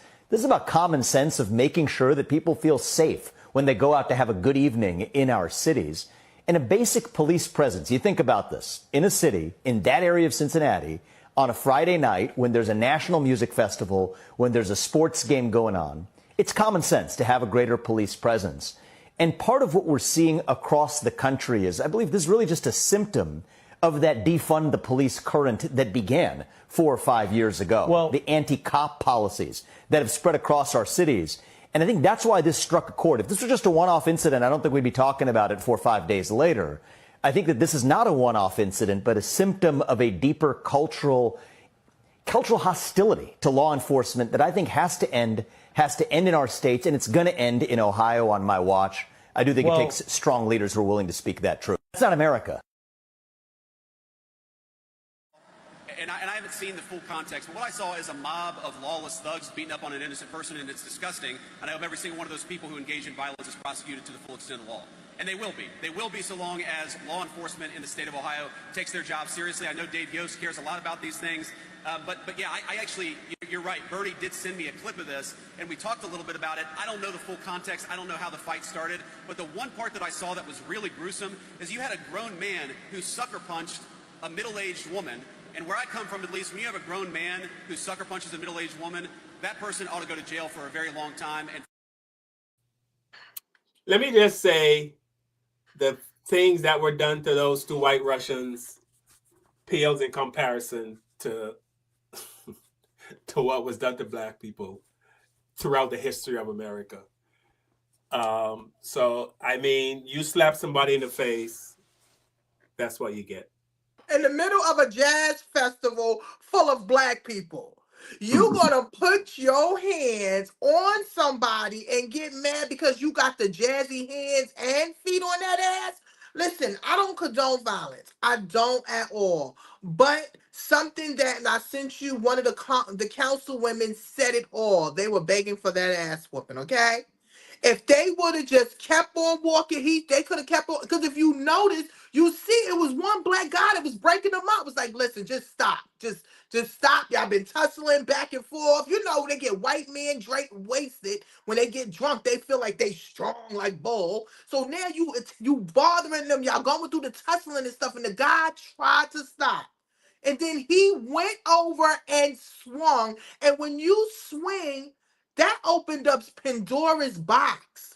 Because if you looked at it, when he swung on the guy in the red shirt, his friend on the right side caught him. Boom. Then his friend on the left side caught him. Boom. You know that's how we roll. We are not going to sit there and allow you to play us, especially right here in the middle. And he smacked him. But what messed them up was, I can understand y'all give a poop, poop, poop, but y'all gave him a poop, poop, poop, poop, and a goddamn wrestling move. I saw them out there doing wrestling moves. They was going in. I ain't never saw nothing like that. This is close to the Alabama Brawl, okay? But the message of today is, okay, again, I'm not for violence because I saw the white woman get her ass knocked out. But you was up in the guy's face. You should have saw she was flipping. She was going like this. And a black girl came from the back, caught her from the side, and then some guy, I don't think he intentionally wanted to hit her, but I think she was in the way. You know how you get somebody get in the way? I don't know why white women get their ass in the way, but that's when she caught it and she got knocked out. I'm not for that. But to go to the seat in the courtroom and they say that they orchestrated it. That's what they said. The black people set this up to do this to them. No, they didn't. This was a jazz festival. You think people got no time to sit there and calculate and say, we're going to mess with the Russian man today? No, they attacked them. So the message of the day to white people, keep your hands to yourselves. That's what our parents raised us. We don't put our hands on nobody. Now, if somebody put their hands on us, we supposed to whip ass. You understand what I'm saying now? It happened that you was at the jazz festival with a group of a whole bunch of black people. He didn't think right. I mean, come on, think about it. If I'm a white man in the middle of almost 30, 40 black people, why would I even think to slap them and think nobody's going to slap my ass back? Because, Tiffany, and this might sound crazy and ridiculous, but a lot of white people still feel like they're in charge of us. A lot of white people still have they still feel like they can tell us what to do, or they can tell, they still have that feeling like they're superior, right? White supremacy. They feel like I have a right to ask you, what are you doing in this neighborhood? Who are you? Show me up. I don't know if you guys seen the video of the brother was walking in a neighborhood, and an Indian man with a very Yes, he sure did. came out and asked the brother for ID, right? Came out. This Indian who's an immigrant is asking a Black American, "Show me your ID," right? Because for some reason, go ahead. I'm sorry. No, and he tried to hold him too. Yeah, that was crazy. And I don't know if you've seen the Florida. I'm gonna show the Florida cop, the brother that was going door to door. He worked for a utility company, and he was going from door to door telling people about the upgrades that his company was doing for the neighborhood. That was his job. He's the project manager. You need to go to. So he goes to this one white couple's house, and they just let loose on him. Have you seen that one? Oh yeah, I saw that once. Listen, you don't understand. I'm not doing those type of jobs where I have to go into white communities. And I'm gonna be honest, this should be for the bosses. Because if anything happened to these employees on your time, that means you could get sued. I'm suing you because they should not be harassed because you told them go to this address and try to speak to these people about a service. Come on. In my younger years, I worked for a utility company. I worked for a cable company, and I will pull up to a house in a cable truck, clearly big freaking 10-foot letters on the side of the truck. I had on a uniform with the name of the company. I had on a hat. I had a tool belt. I had all this shit on. And when I knock on I would call the people to say, hey, I'm on my way. I'm going to be there in 10 minutes. They would say, okay. And when I get there, they would still like crack the door and talk to me for like 2 minutes before they actually let me in the house. Okay. And another thing, man, cable company, if I go to your house and your TV, let's say you call and say my TV's not working properly. While I'm there, our manager said you need to check everything. Because they called for the TV, I want you to check the phone, the internet, everything. So we would go fix the TV, and then we would say, well, where's your phone modem or whatever? And the white people would always look at us like, why you want to find out, you know what I mean, with suspicion, and they would not.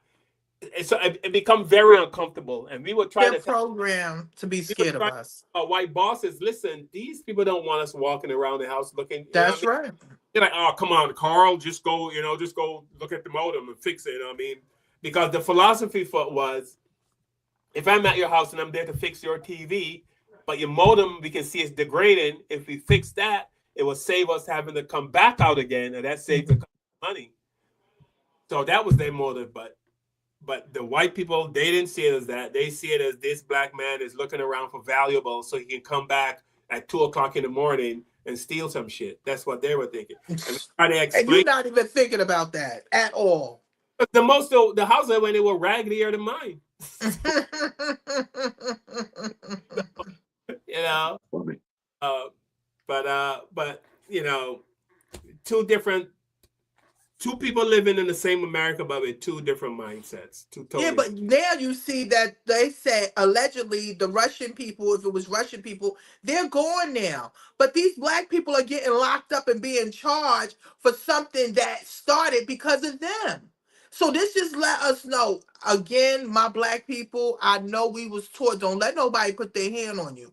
Just know that it comes with consequences. You understand? But if you can walk away and try to avoid certain things, try to do it. But in this situation, I don't think it was avoided. The white man should have never put his hand on that black guy, and they wouldn't have got tossed up in there on that ground. It was ridiculous. There is constant tension between black and white people in America. Constant. It's constant tension. Every day, 24/7. It means 60 seconds a minute, 60 minutes an hour. There's constant tension between, and anytime something breaks, it's always going to end in violence. And white people need to understand that. You might walk around looking all cool and stuff, but the shit that we have on our mind, the shit we're dealing with, you don't want none of that. You don't want none of that. None of that. Because that's why we see a lot of Karens, a lot of them get their ass whooped Cause we done saw it online, Karens and Kens getting their ass whooped because they putting their hands on people. You know, I don't know what is giving them the audacity to either hit on somebody or spit on somebody and not think that your ass is gonna get whooped. Cause we're gonna think about the consequences later. Okay.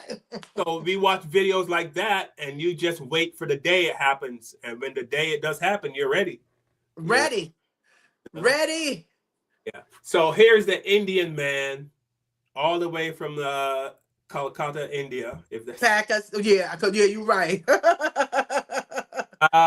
this one, I was like, oh my god, I was getting. But I'm not surprised. Are you surprised? India is one of the top. They're the top racist countries in the world. And they're the top country that buys bleaching cream also.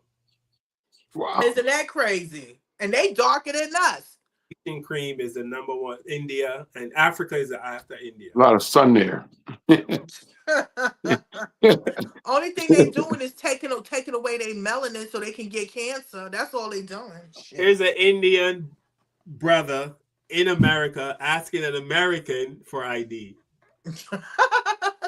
That doesn't even sound right. No, it didn't. So what's up with you? What's your name? Anand, can I see your ID or something? No, I mean, you can call the police, or I can call the police. Can I see your ID? Yeah. Let me see your ID. Yeah. Take out your ID and I'll take out my ID. Let me take out your ID and I'm gonna take out my ID. Okay, let's. Can you get my phone? No, let's call the police. Give me your phone. Let's call the police. I'm in my own neighborhood where I live at, working in my neighborhood by my house, and I have this man asking me, do I live here? Yes. And what's your name? Dude, I'm going to start. I'm going to start a civil lawsuit right now. That's what I'm gonna do. Absolutely, you got to do it, man. But I want. What's your name, man? Because I'm walking in the neighborhood where I live at, and I'm getting harassed. No, wait. He's unnecessarily playing us. But we took my copper. Yes, bring my phone. I don't have my phone. Get my phone. Come with me and get the I phone. will get my phone because this guy will escape otherwise. Get my phone. Get my phone. Come with me. Yes, get my phone now, please.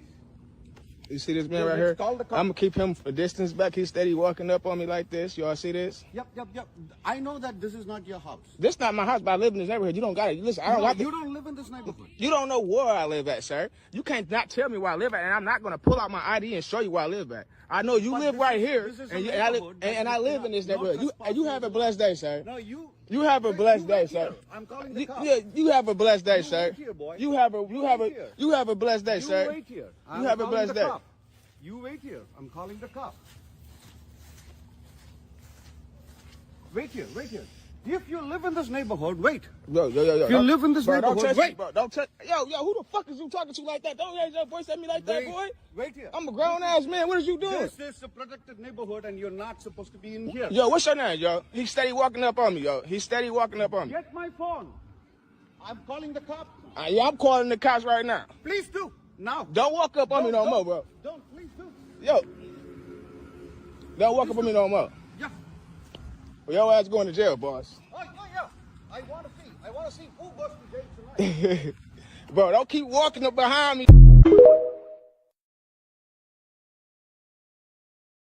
That was an Indian immigrant in America asking a Black American for ID. That's very disturbing. That's very disturbing. That's very disturbing video, Carl. Yes, he like, get my phone. Like, you heard his wife was trying to say, listen, come on. Let's do this over here. He like, no, just get my phone. And you looking like, get your. He's good. By the time I finished with him, he probably would have ran his ass back across the street, crawled back up into his wife. Because I was like, if you don't get your Indian ass away from me, I think it's just, how can you say, you can't walk up and down the block. How about people his house is a couple of blocks down, a block down. So you saying you can't walk? Huh? I see white, but it's none of his business. Why do people feel they need to stop and ask Black people what they're doing or what's going on? Or, you know what I mean? Why? Like, I mind my own business. I came out, remember a couple summers ago, there was a white guy parked at the end of my driveway for like 6 hours. He was just sitting in his car. I don't know if his car was broke. But I came home, he was there, I left, he was there, I came back home, we were there for 6 hours. There's this white man sitting bottom of my driveway in his car. I didn't ask him anything. I didn't go up and say, hey, what you doing? This is my neighbor. Nothing. You know, Which you could have. You could have asked him, "Is everything all right? You're in my driveway. Should I call the police?" Because he could have been watching your ass. You understand what I'm saying? But you mind your business. You didn't say anything. yeah, black people know how to mind their business. Now, here's another video of a black man who was trying to get his 1-year-old to go to sleep, and I have done this. And he was driving around the neighborhood with his 1-year-old in the car to get the baby to go to sleep. I have done that so many times when my kids were little and they wouldn't go to sleep. We put them in the car seat. I remember my first son, as soon as he got in the car seat, even before we got out the driveway, he was fast asleep. We didn't even have to go anywhere. But this brother was driving around, and this white man decides to ask him, obviously, "What are you doing?" and wants an explanation. Can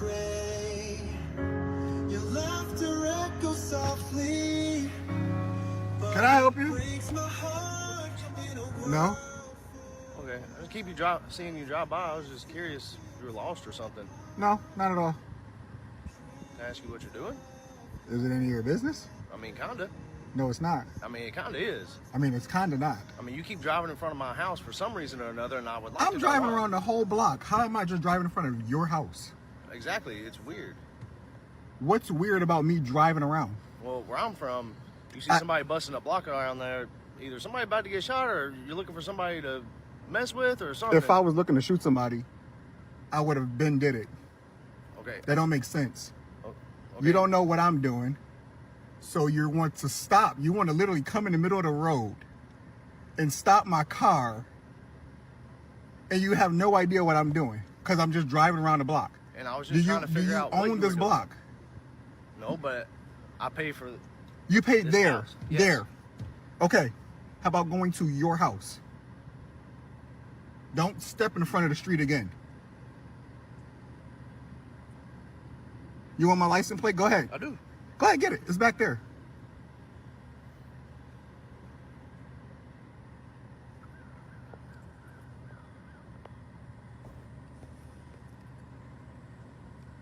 You done? You can call the MPs? What house you live in? Right here, the red one? All right, don't worry. I'll be right back, okay? I'm gonna go put my daughter away because that's what I was doing. I was riding around to put my child to sleep. Why you so fucking nosy? Well, why can't you say Because it's not none of your business. I don't need to tell you shit. That's the crazy part, right? Because we live here. You don't know me from a can of paint. I don't know you. But I seen you eyeing me every time I came around. Because it's kind of weird that I want to put my child to sleep. I don't got to tell you what I'm doing. I don't got to tell you shit. Not a damn thing. I got a 1-year-old in the car and I'm trying to put her to sleep. But you're so fucking nosy that you want to watch me go around the block 8 times. And I knew you was going to do some fuck shit. I really knew you was going to do some shit. But it's all right. I'll be right back. I'm going to go put my daughter away and we can have a man-to-man talk. All right? Yep.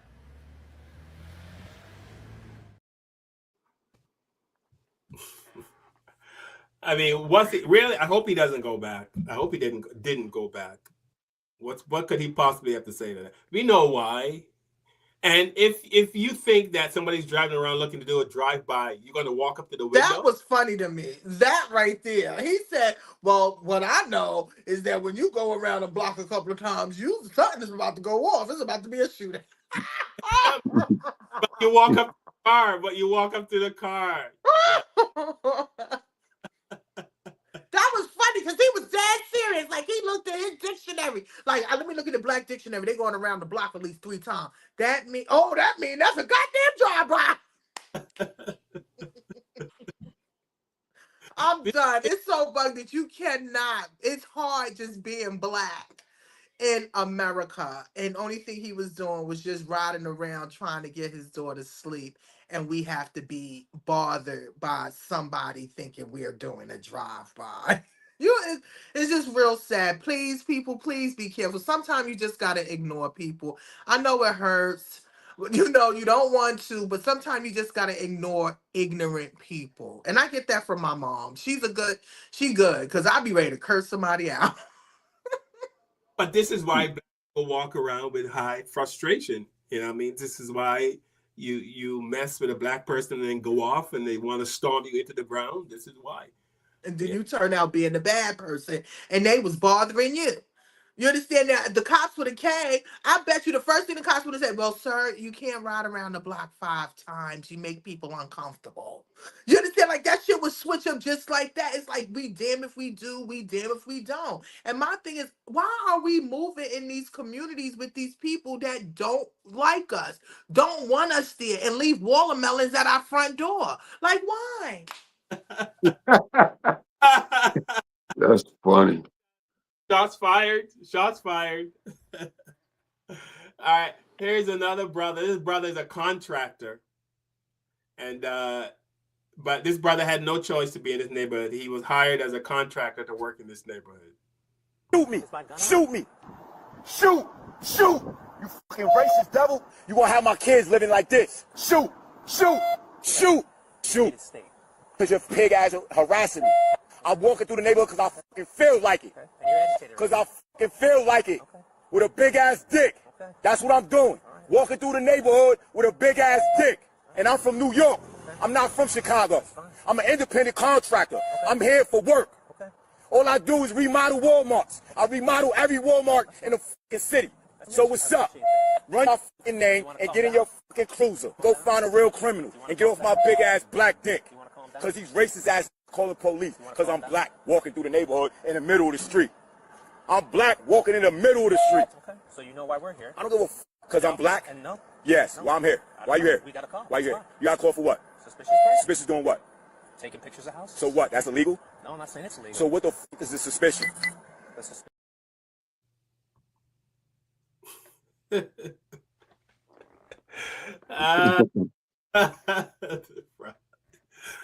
The brother says I'm black with a big ass. What he saying? Get off of it, okay? Just get off my big bleed. I can't say Well, you know, others watch it, but whoa! I caught my pearls. I was like, ooh, where's well, it that is. at? I mean, Oh, it is black dick envy. It's been that's been back since the slavery, right? Since slavery, like the white women looked at the naked men because they didn't have like major clothes back in those days, especially when they were, you know, selling these guys off, right? So, you know, they saw them African guys. sausages was standing strong, and that's why he was like, "Get off my sausage." You know what? Get your stinking white ass off my sausage. I don't like mayonnaise on my sausage, okay? That was funny, but listen, I'm telling you, you run into the right one, and then let me tell you something. We don't really have to use our hands. Our mouth will shut somebody down. I bet you them guys was like, oh my God, did he just tell us to jump off his sausage? To stay off his sausage? Yeah, get off of it. Leave me alone. And you know we go off when you know we didn't do anything wrong. We go extra harder. How dare you son of a bitch. You know, I mean, you can tell. We all can tell. I can tell. And sometimes for me, it's just the fear white people have of me that pisses me off. Just the fear I can see in their eyes, just by my presence. That just pisses me off. That you are fearful. You have your lips are quivering and your eyes are, you know what I mean? You know what I mean? Just by my mere presence, you know. But those is your friends. Those are your people. So I told you, I can count on my hand how many white friends I got. Yeah. How many you got, Tiff? Tell. Five. Damn. 5? 5. That's more than me. And I think it's probably 4 to possible. That's more than me, Tiff. Damn, you got me beat. Now you're a damn lie. You need to stop. No, I'm serious. No, stop. Here's I'm serious. Brother, the contractor, the project manager, who was working in Florida doing his job, and these white people went ballistic.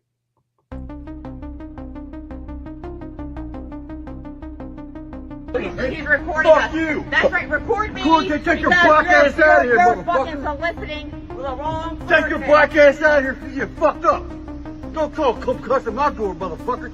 Fuck you and your phone.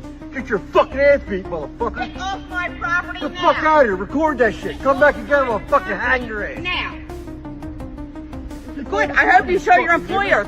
Show your employers, because this is what your employees do. You dumb fucking nigger. It says no soliciting. Get your black ass the fuck out of here. You come back again, we'll hang you. Don't go over his house either. He don't want nothing. It says no soliciting. Get your black ass out of here. Get fucked up.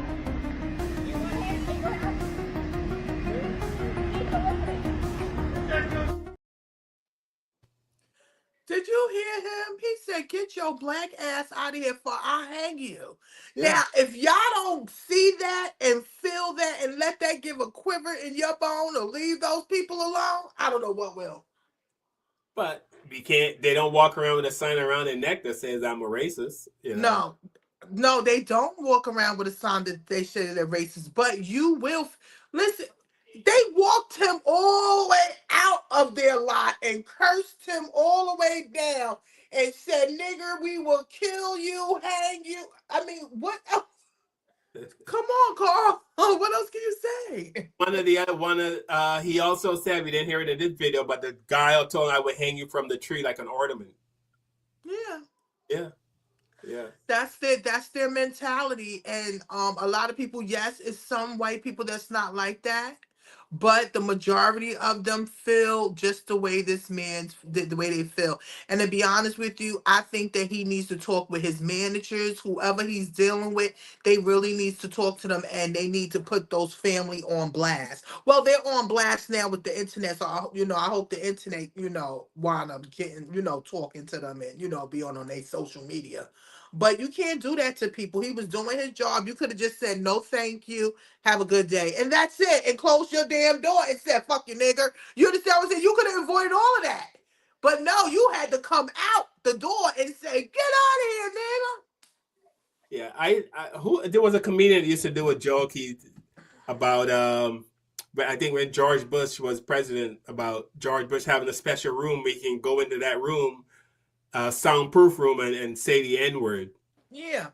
It seems to be a word a lot of white people want to use. I don't know if they want to use it because they just want to, or because they know how offensive it is and they want to really offend you.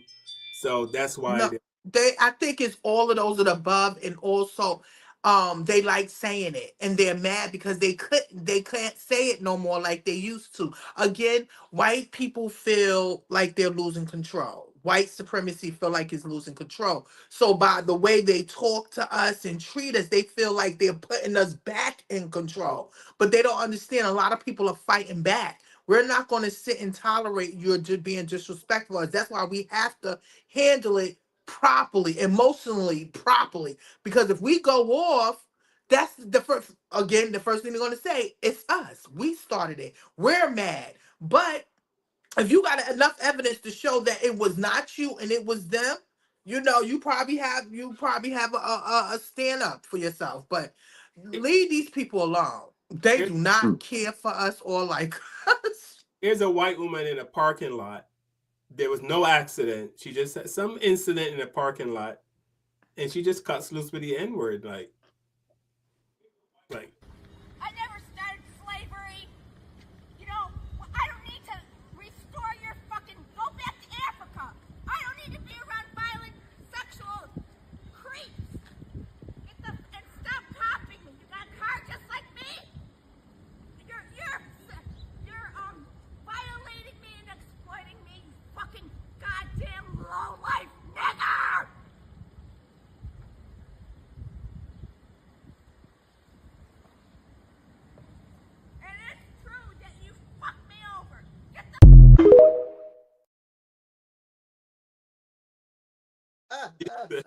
That should be so funny. You hear her popping all that shit in the car.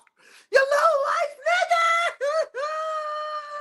Yo, that thing is so funny. I be laughing. They funny to me. But because she really wants to offend them. She really wants to offend. So they bad. I don't think black people are offended by that. Like, I don't know. That wouldn't offend me. No, it would offend me. It would offend me. I don't care. No white person's supposed to say nigga, period. But when you hear them say it, that mean they really always wanted to say it, or they say it all the time with their friends and family. True, but you can't let it offend you. All right. So there was a brother jogging in South Carolina. This white man saw him jogging. They both live in the same neighborhood. I think the black man is a CEO of a company, and he goes for an early morning jog. This white man saw him jogging around, decided to get in his car, take a rifle with him, and got out of his car and started taking shots at the black man. Oh my God, you on a roll tonight. I am, because people don't believe why we are so. People watch the show. Why you guys always do something fun?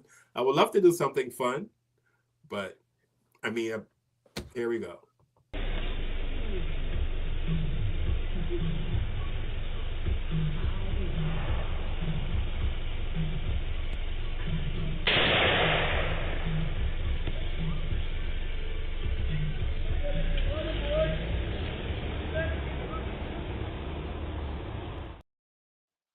The suspect is white, and he was shooting at him to bring fear and intimidation to him based on his race, which fits in exactly what this hate crime ordinance that Richland County has. So that additional charge was added to the charges that we've put on him.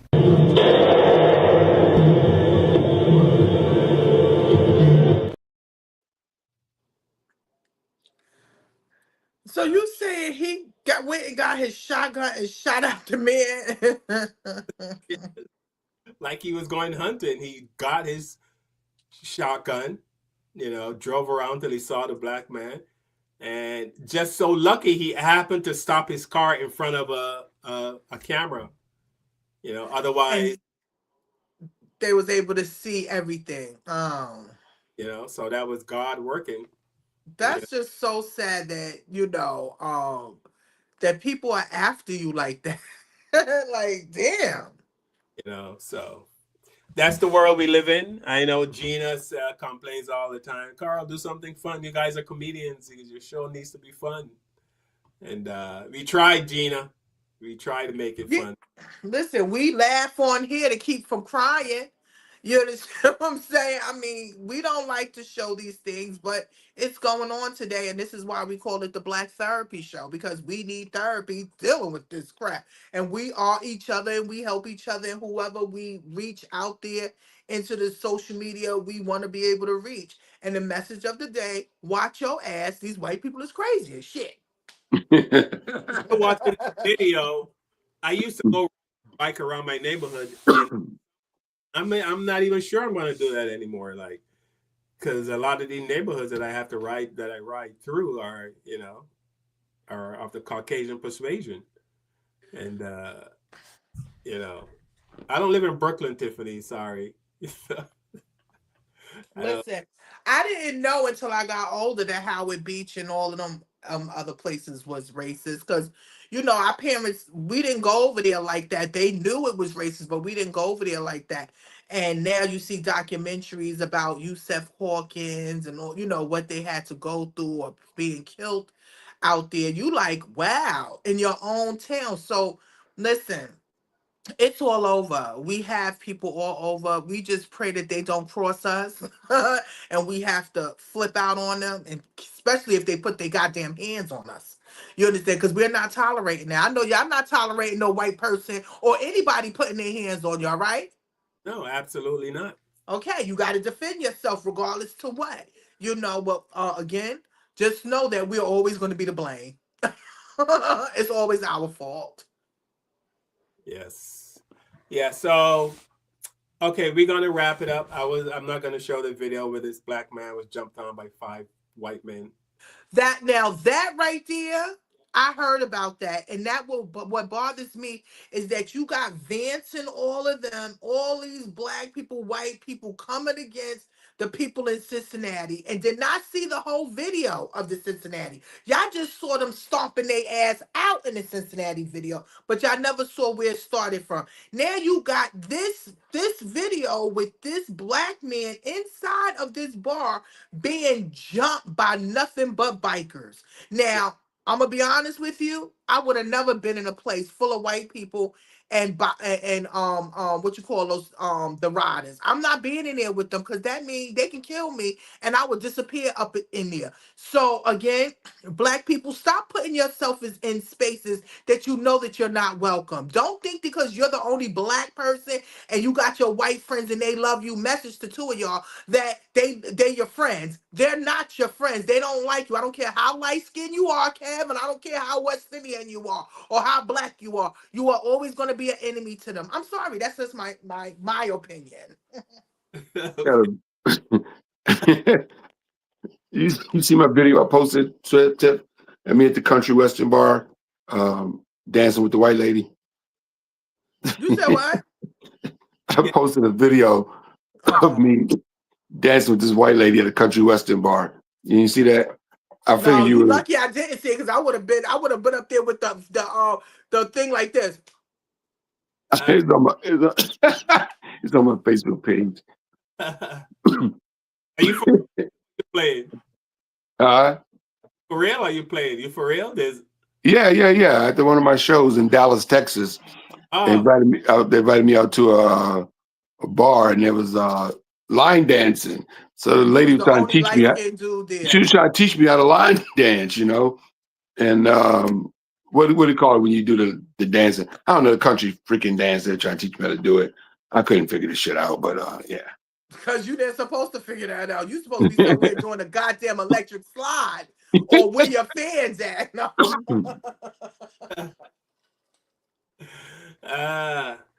All right, so we're gonna wrap it up. I want to thank everyone for watching. I would like to thank our guests for coming on. Thank you. More interesting. Thank everyone so much. Thank you to Donna. What's up, Donna? Glendine. Thank you, Wayne, for checking in. Pamela Jones. Everyone else that I missed. Black Magic from the YouTube. Thank you, Highly Favored. Thank you for checking in. Thanks to everyone for checking in. Please like, share, subscribe. You guys don't like the videos. I don't know why. You have to like the videos to put us in the algorithm. So please like it. You know, if you didn't like it, just press like still, okay? Press like for me, please. Burn no calories by hitting like. So I don't know. Yeah, just press the like button if you like what we said or a little bit. Because I know everybody don't stream in for the whole 2 hours or you just get a little bit of us. But, just like the video. Let us know that you're there and you're popping. Thank you. Mama Lee, thank you for watching. Patricia, Bridget, sorry. I messed up your sister's name. Bridget. Bernadette. That's my sister's name. Hey, Bernadette. Thank you for checking in. I didn't see Nicole Coates tonight. She's there. She's checked and I saw her. Hey, sister. And my mother's watching in the back. Hi, Mom. Y'all should hear her in the back. When I be cursing or saying something, she be like, stop it. And I'll be like this. So I love you, Mommy. I'm sorry that I have a potty mouth. It's only online. It just gets very heated, Mom. That's all. After the show is over, we all open our Bibles and we read our verse with Tiffany. Tiffany, myself, and Kevin, we all open up. I'm like this for real?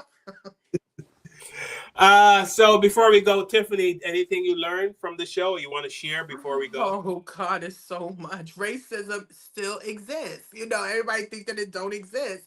It'd be so deep to hear even black people say it don't exist. It does exist. And I hope that these videos wake us all up. Especially to wake us up to talk to our children about racism and what they will have to maybe deal with in society today. It's sad, but that's a part of our life. We are black people. We are going to have issues like this for the rest of our life. I'm sorry. It's just a hard pill to take. But what we can do is try to avoid a lot of things because a lot of these people are very ignorant. They don't know what they do. What did they say when God was on the cross? Forgive them, Father, for they know not what they do. So we definitely, please be on point. Teach your children to be mindful. When you going out, people, please do not let nobody race bait you or pull you into something just if you can walk away, walk away. You know, that fight at the Cincinnati thing was horrible. It was a horrible situation, but the message is keep your hands to yourself.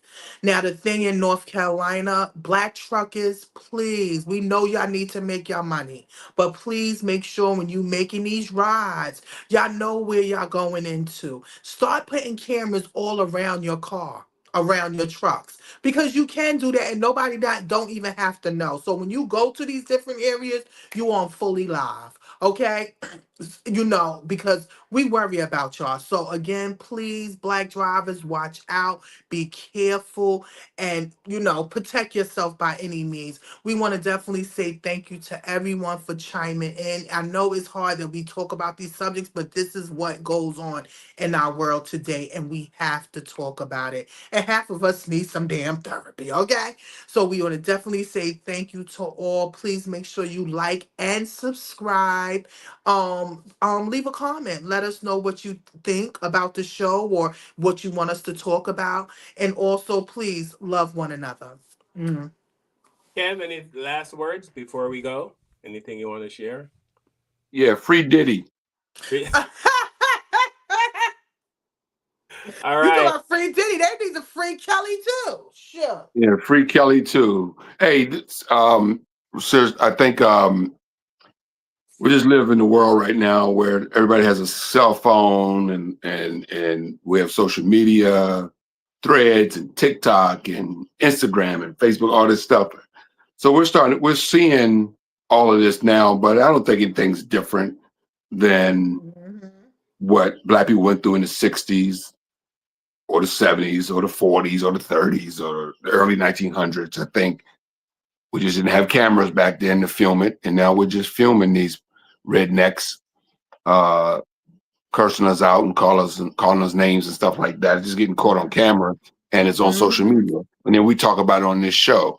It all magnifies. But I mean, you know, we have old black and white footage from the 60s of cops hitting people over the head with billy clubs and dogs biting them and fire hoses blowing grown men off their feet, you know, across the, you know, the grounds and women being hit and blood coming out their faces and the assassinations and the lynches and the hangings. It's just another day at the office for America. I mean, it's not nothing new. We're just in a new era, and we're talking about it now because of social media and content. But it's nothing new. This has been going on forever, right? Yes. I mean, back to before Tulsa, Oklahoma, after, you know, black towns were getting burnt down, black people were getting killed. You know, I mean, Emmett Till is the most famous lynching of all time, but then there's been over 1 million lynches, right? So it is what it is, man. Just we got to learn to navigate, keep our head on a swivel, and just, you know, and try to stay around your friends, your family, your loved ones, and That's right. And I don't think that I think we need more Jane Elliott's of the world, you know, because in order for this thing to turn around, it ain't gonna be just on us. We got it because we didn't invent racism. We can't end it. You know, That's right. we need white people to end it. So you need the Jane Elliott's of the world, and there's probably a few million of them out there, right? That don't want to live in Donald Trump's America. You know, they don't want to live in this America. You know, they don't. So they don't like the rednecks no more than we do.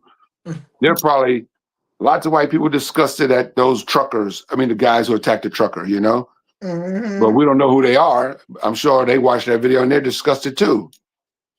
You know, so we got to figure out a way, you know, to get our allies, you know, and everybody come together and fight this cancer, you know, called racism, you know. And You ain't lying about that. it's just not gonna fall on the backs of brothers and sisters. And you know, you can't get 100 black people to agree on shit anyway. So, you know, like as far as us getting black towns in this day and age, it ain't gonna happen, Carl. It ain't gonna happen in Tiff.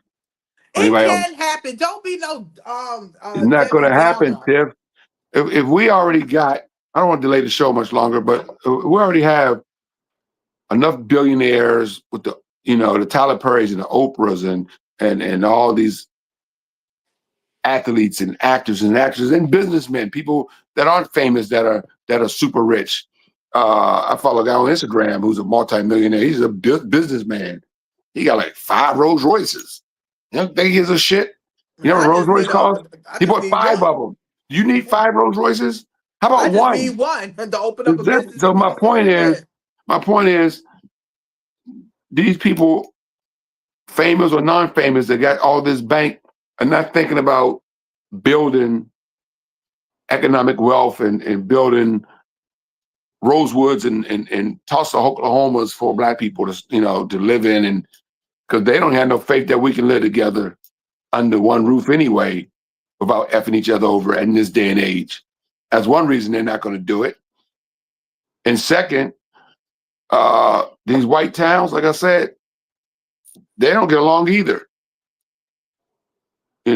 Ted Bundy, a notorious serial killer, he didn't kill one Black person. All the women he killed were white, and he was white. So, you know what I'm saying? Like, so, 99% of America's serial killers are white men, and 99% of their victims are white women. Don't forget the school shootings. So, in the school shootings, 99% Domestic of them are terrorism. white men, and 99% of their victims are white people. So, yeah, we got a couple of Dylan Roofs sprinkled throughout, people like that, and the guy in Buffalo, New York. But most of the serial killers are killing other white people.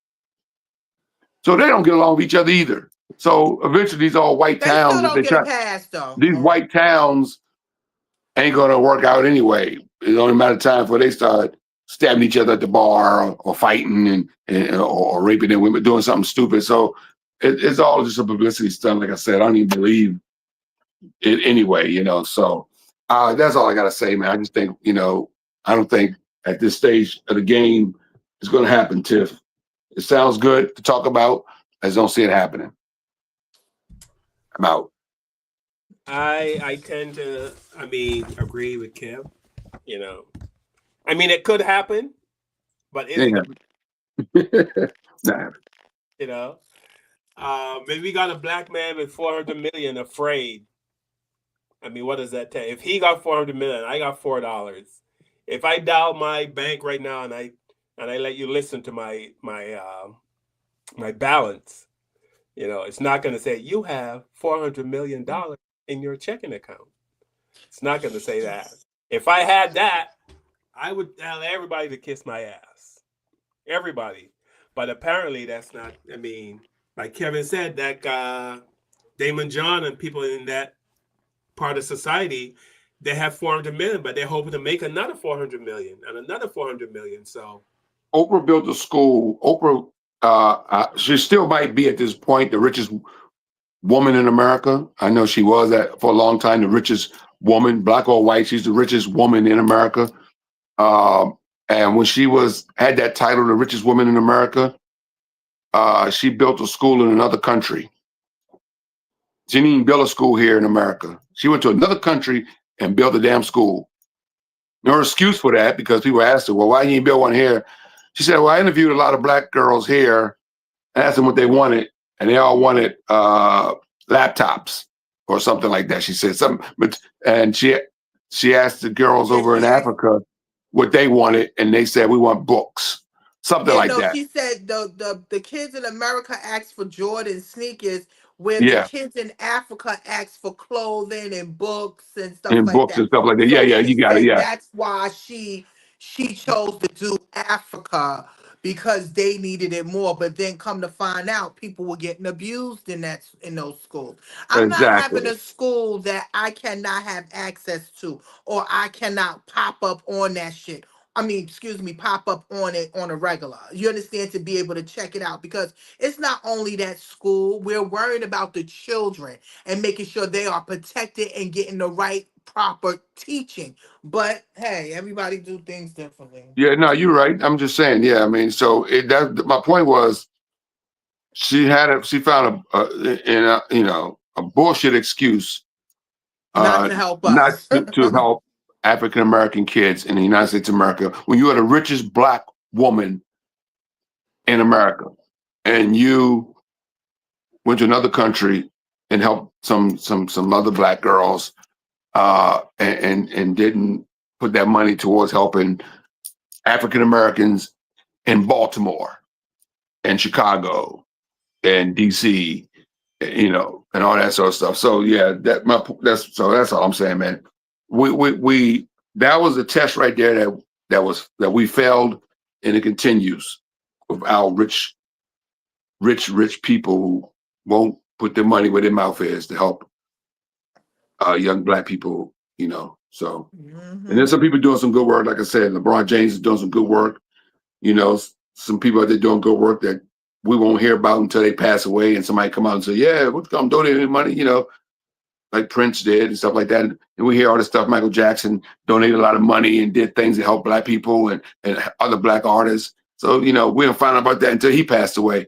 So there are people out here doing shit, man. It's just not enough because, we're in a deep hole. Anyway, so that's it, man. It ain't happening. It ain't happening. All right. I want to thank everyone for joining us on another Sunday. Really appreciate you guys spending this 2 hours with us. Please like, share, subscribe. Please like. It takes 0 calories to hit the like button. Can you guys find the like? I'm going to have to draw a map of where the like button is located.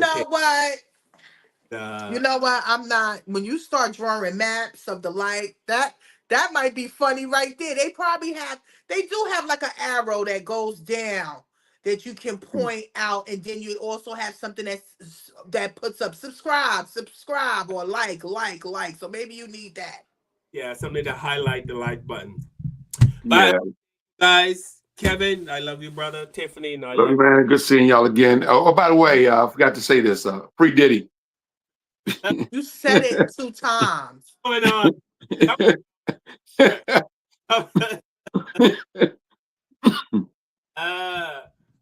Kevin, are you on the Epstein list? Is that why you want a free Diddy? He was over there doing comedy for them white rich people. You know what he liked to do. You do comedy on Epstein Island? I would have if I got booked. I know you would have. I'd have been there. You would have been there with bells on. I'd have been there. Goddamn right. Just make sure they give you your check, huh? That's right. Give me that damn check. All money ain't good money. And no money ain't good money. No, again, all money ain't good money. Don't listen to Kev. You get your ass in some trouble. Listen, as long as I don't have to take my clothes off, I'll do anything. You know what, Carl? Anything with my Hey, I performed at a nudist colony and I didn't take my clothes off. That was part of my contract. I was like, look, they hired me to do this nudist colony. And I said, I'll do it, but I'm not performing in the nude. They said, you don't have to be in the nude.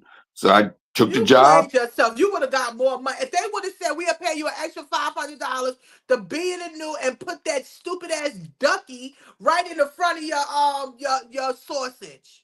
No, I wasn't gonna be nude, but I should have charged them extra $500 when I got there and saw the people that were nude. Yeah, it wasn't a pretty sight, that's for sure. All right, everybody. We'll see you guys next Sunday. We'll be here. 1 p.m. Black Therapy Show. Because we always need it. Kevin's the only therapist. Yes, I am certified. I'm a hood therapist. I don't know what you're talking about. I'm a bootleg I therapist. got a certificate around here somewhere. Gonna go read our Bibles now. YouTube University. No. Songs 91. Hard knock life. With the knowledge you gain, break away from the chains. We helping you grow the Black Therapy Show. We in a safe space, dealing with the black trauma. We unpacking and inspecting all our baggage and drama. Cause we gotta unite, no more killing each other. It's time to see a new future for my sisters and brothers. With Kevin, Carl, and Tiffany, you'll have an epiphany. We'll give you everything you need to handle the giving you empathy. We're gonna challenge you mentally. The right conversation so you grow exponentially. We built your penitentiaries, we built all your schools. Gave us brainwashed education, just making us fools. Hatred was what we got in exchange for love. No more manipulation from our God above. No, it's called Kevin Tiffany. Now welcome to the Black Therapy Show. Let's go.